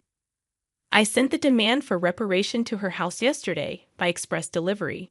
She didn't know you were married, right? Then I can't withdraw the claim at this point. I already knew Susan believed John was single. but I deliberately sent the reparation demand. Susan hasn't contacted me yet, so maybe she hasn't received the letter. It should arrive soon. Should you be on the phone with me when you also have to deal with the police? You're busy? I'll ignore the police. I won't be arrested. I'm going to Susan's house now to get the letter back before she or her family can accept it." He then hung up. He probably went straight to Susan's house to wait for the postman at the front door. I knew it would be futile because the letter was sent as registered mail to Susan only. Even if he waited for the postman, he couldn't receive it. A few hours later, a dispirited John called me. According to him, there was an incident when the postman arrived. "Finally, I'll take that envelope." "Who are you? You don't live here, right?" "I'm practically a resident here since I'm married. I have the right to receive the mail." "I see, but I can't give you this envelope. It's registered mail for Susan only." "What? Give it to me." "Absolutely not. If you're so eager, ask Susan for permission." "What's going on here?" "Oh, John, what's all this noise? What's happening?" "Ah, Susan, this is registered mail for you. This man insisted on taking it." "Sorry for the disturbance. Now I'll be on my way." "What's this? A demand for reparation." "John, you are married. What's going on here?" "Sorry, it's just, she's an ex-wife from a long time ago. I was embarrassed to say I'm divorced. I'm sorry for keeping it secret. But it's strange, isn't it? We haven't been dating long, and a demand for reparation? If you were divorced before we started dating, there shouldn't be any problem, right?" "Well, my ex-wife is crazy. Maybe she's demanding reparation out of spite because I got married." That was the excuse he gave, but such a lie was quickly exposed. The envelope included a letter I wrote along with my contact information, so Susan called me directly. In that call, I told her about the affair, the invalid divorce, and that they had a wedding ceremony while he was still married to me. Although they had a wedding ceremony, they hadn't submitted the marriage registration yet. John wanted to submit it on April Fool's Day, so it was still pending. He probably delayed submitting the marriage registration due to uncertainty about whether the divorce was finalized. After being exposed, John fled from Susan's house and shamelessly contacted me again. I still had something to tell him, so we agreed to meet at a nearby cafe. As soon as I arrived, John said, "Karen, please withdraw the reparation claim. Let's pretend we've been separated for a long time and officially divorced now. I can apologize to Susan for being secretly divorced and maybe cover it up. You think I'm desperate to stay married to you. I was going to file for divorce anyway, but since you cheated, you'll pay reparation. Just trying to extort money from me, huh? Typical of the poor. You have such a poor heart. You're talking nonsense. Depending on my answer, everything can change. There's still an option where we don't divorce. If I say no, you can't reject it, meaning you can't marry Susan, and your marital status will be exposed. Fine, I'll pay the reparation. Just divorce me now. Sign here." Then, about property division. "Property division? How much more do you want to take from me? Reparation should be enough. Remember, we agreed to waive property division, right? So let's make it official." "All right. You're not as bad as I thought. Thank you." We then went to a public notary, made a public document for reparation and property division, and then to the city hall to submit the divorce papers, finalizing our divorce. Relieved, I exchanged final words with John. "Glad we don't have to divide property." "What are you saying? I'm the one who benefits from that. By the way, do you even have assets after paying me reparation? Susan will also claim damages. She mentioned charging you for the wedding expenses." "That's impossible.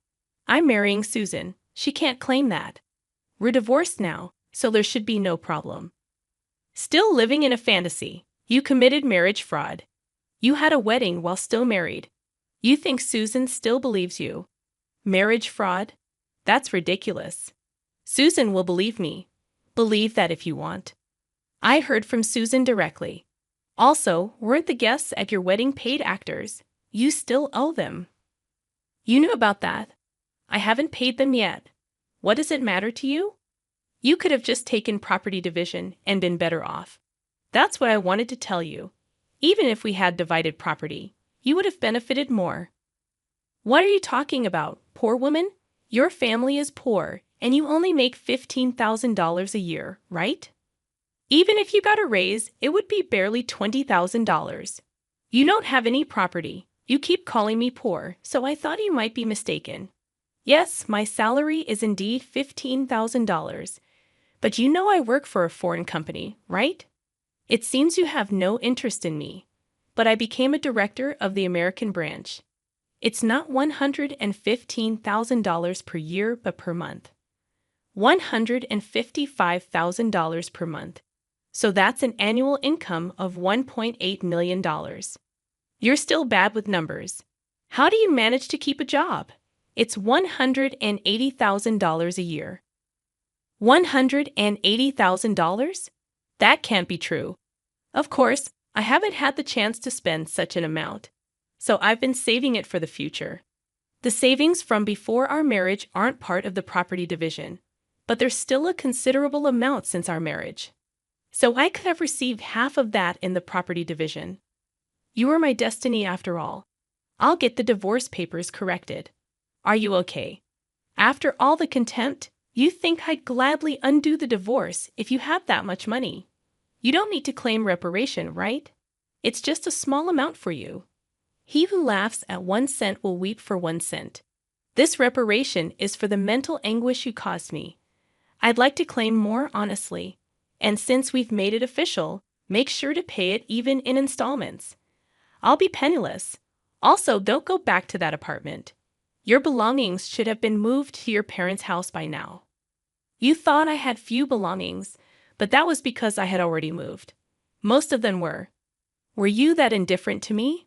I can't have so little, so I have to go back to my parents' house. They don't know anything yet, do they? Let me explain. Don't say anything. I've already told them everything. It's only right to explain why we're divorcing.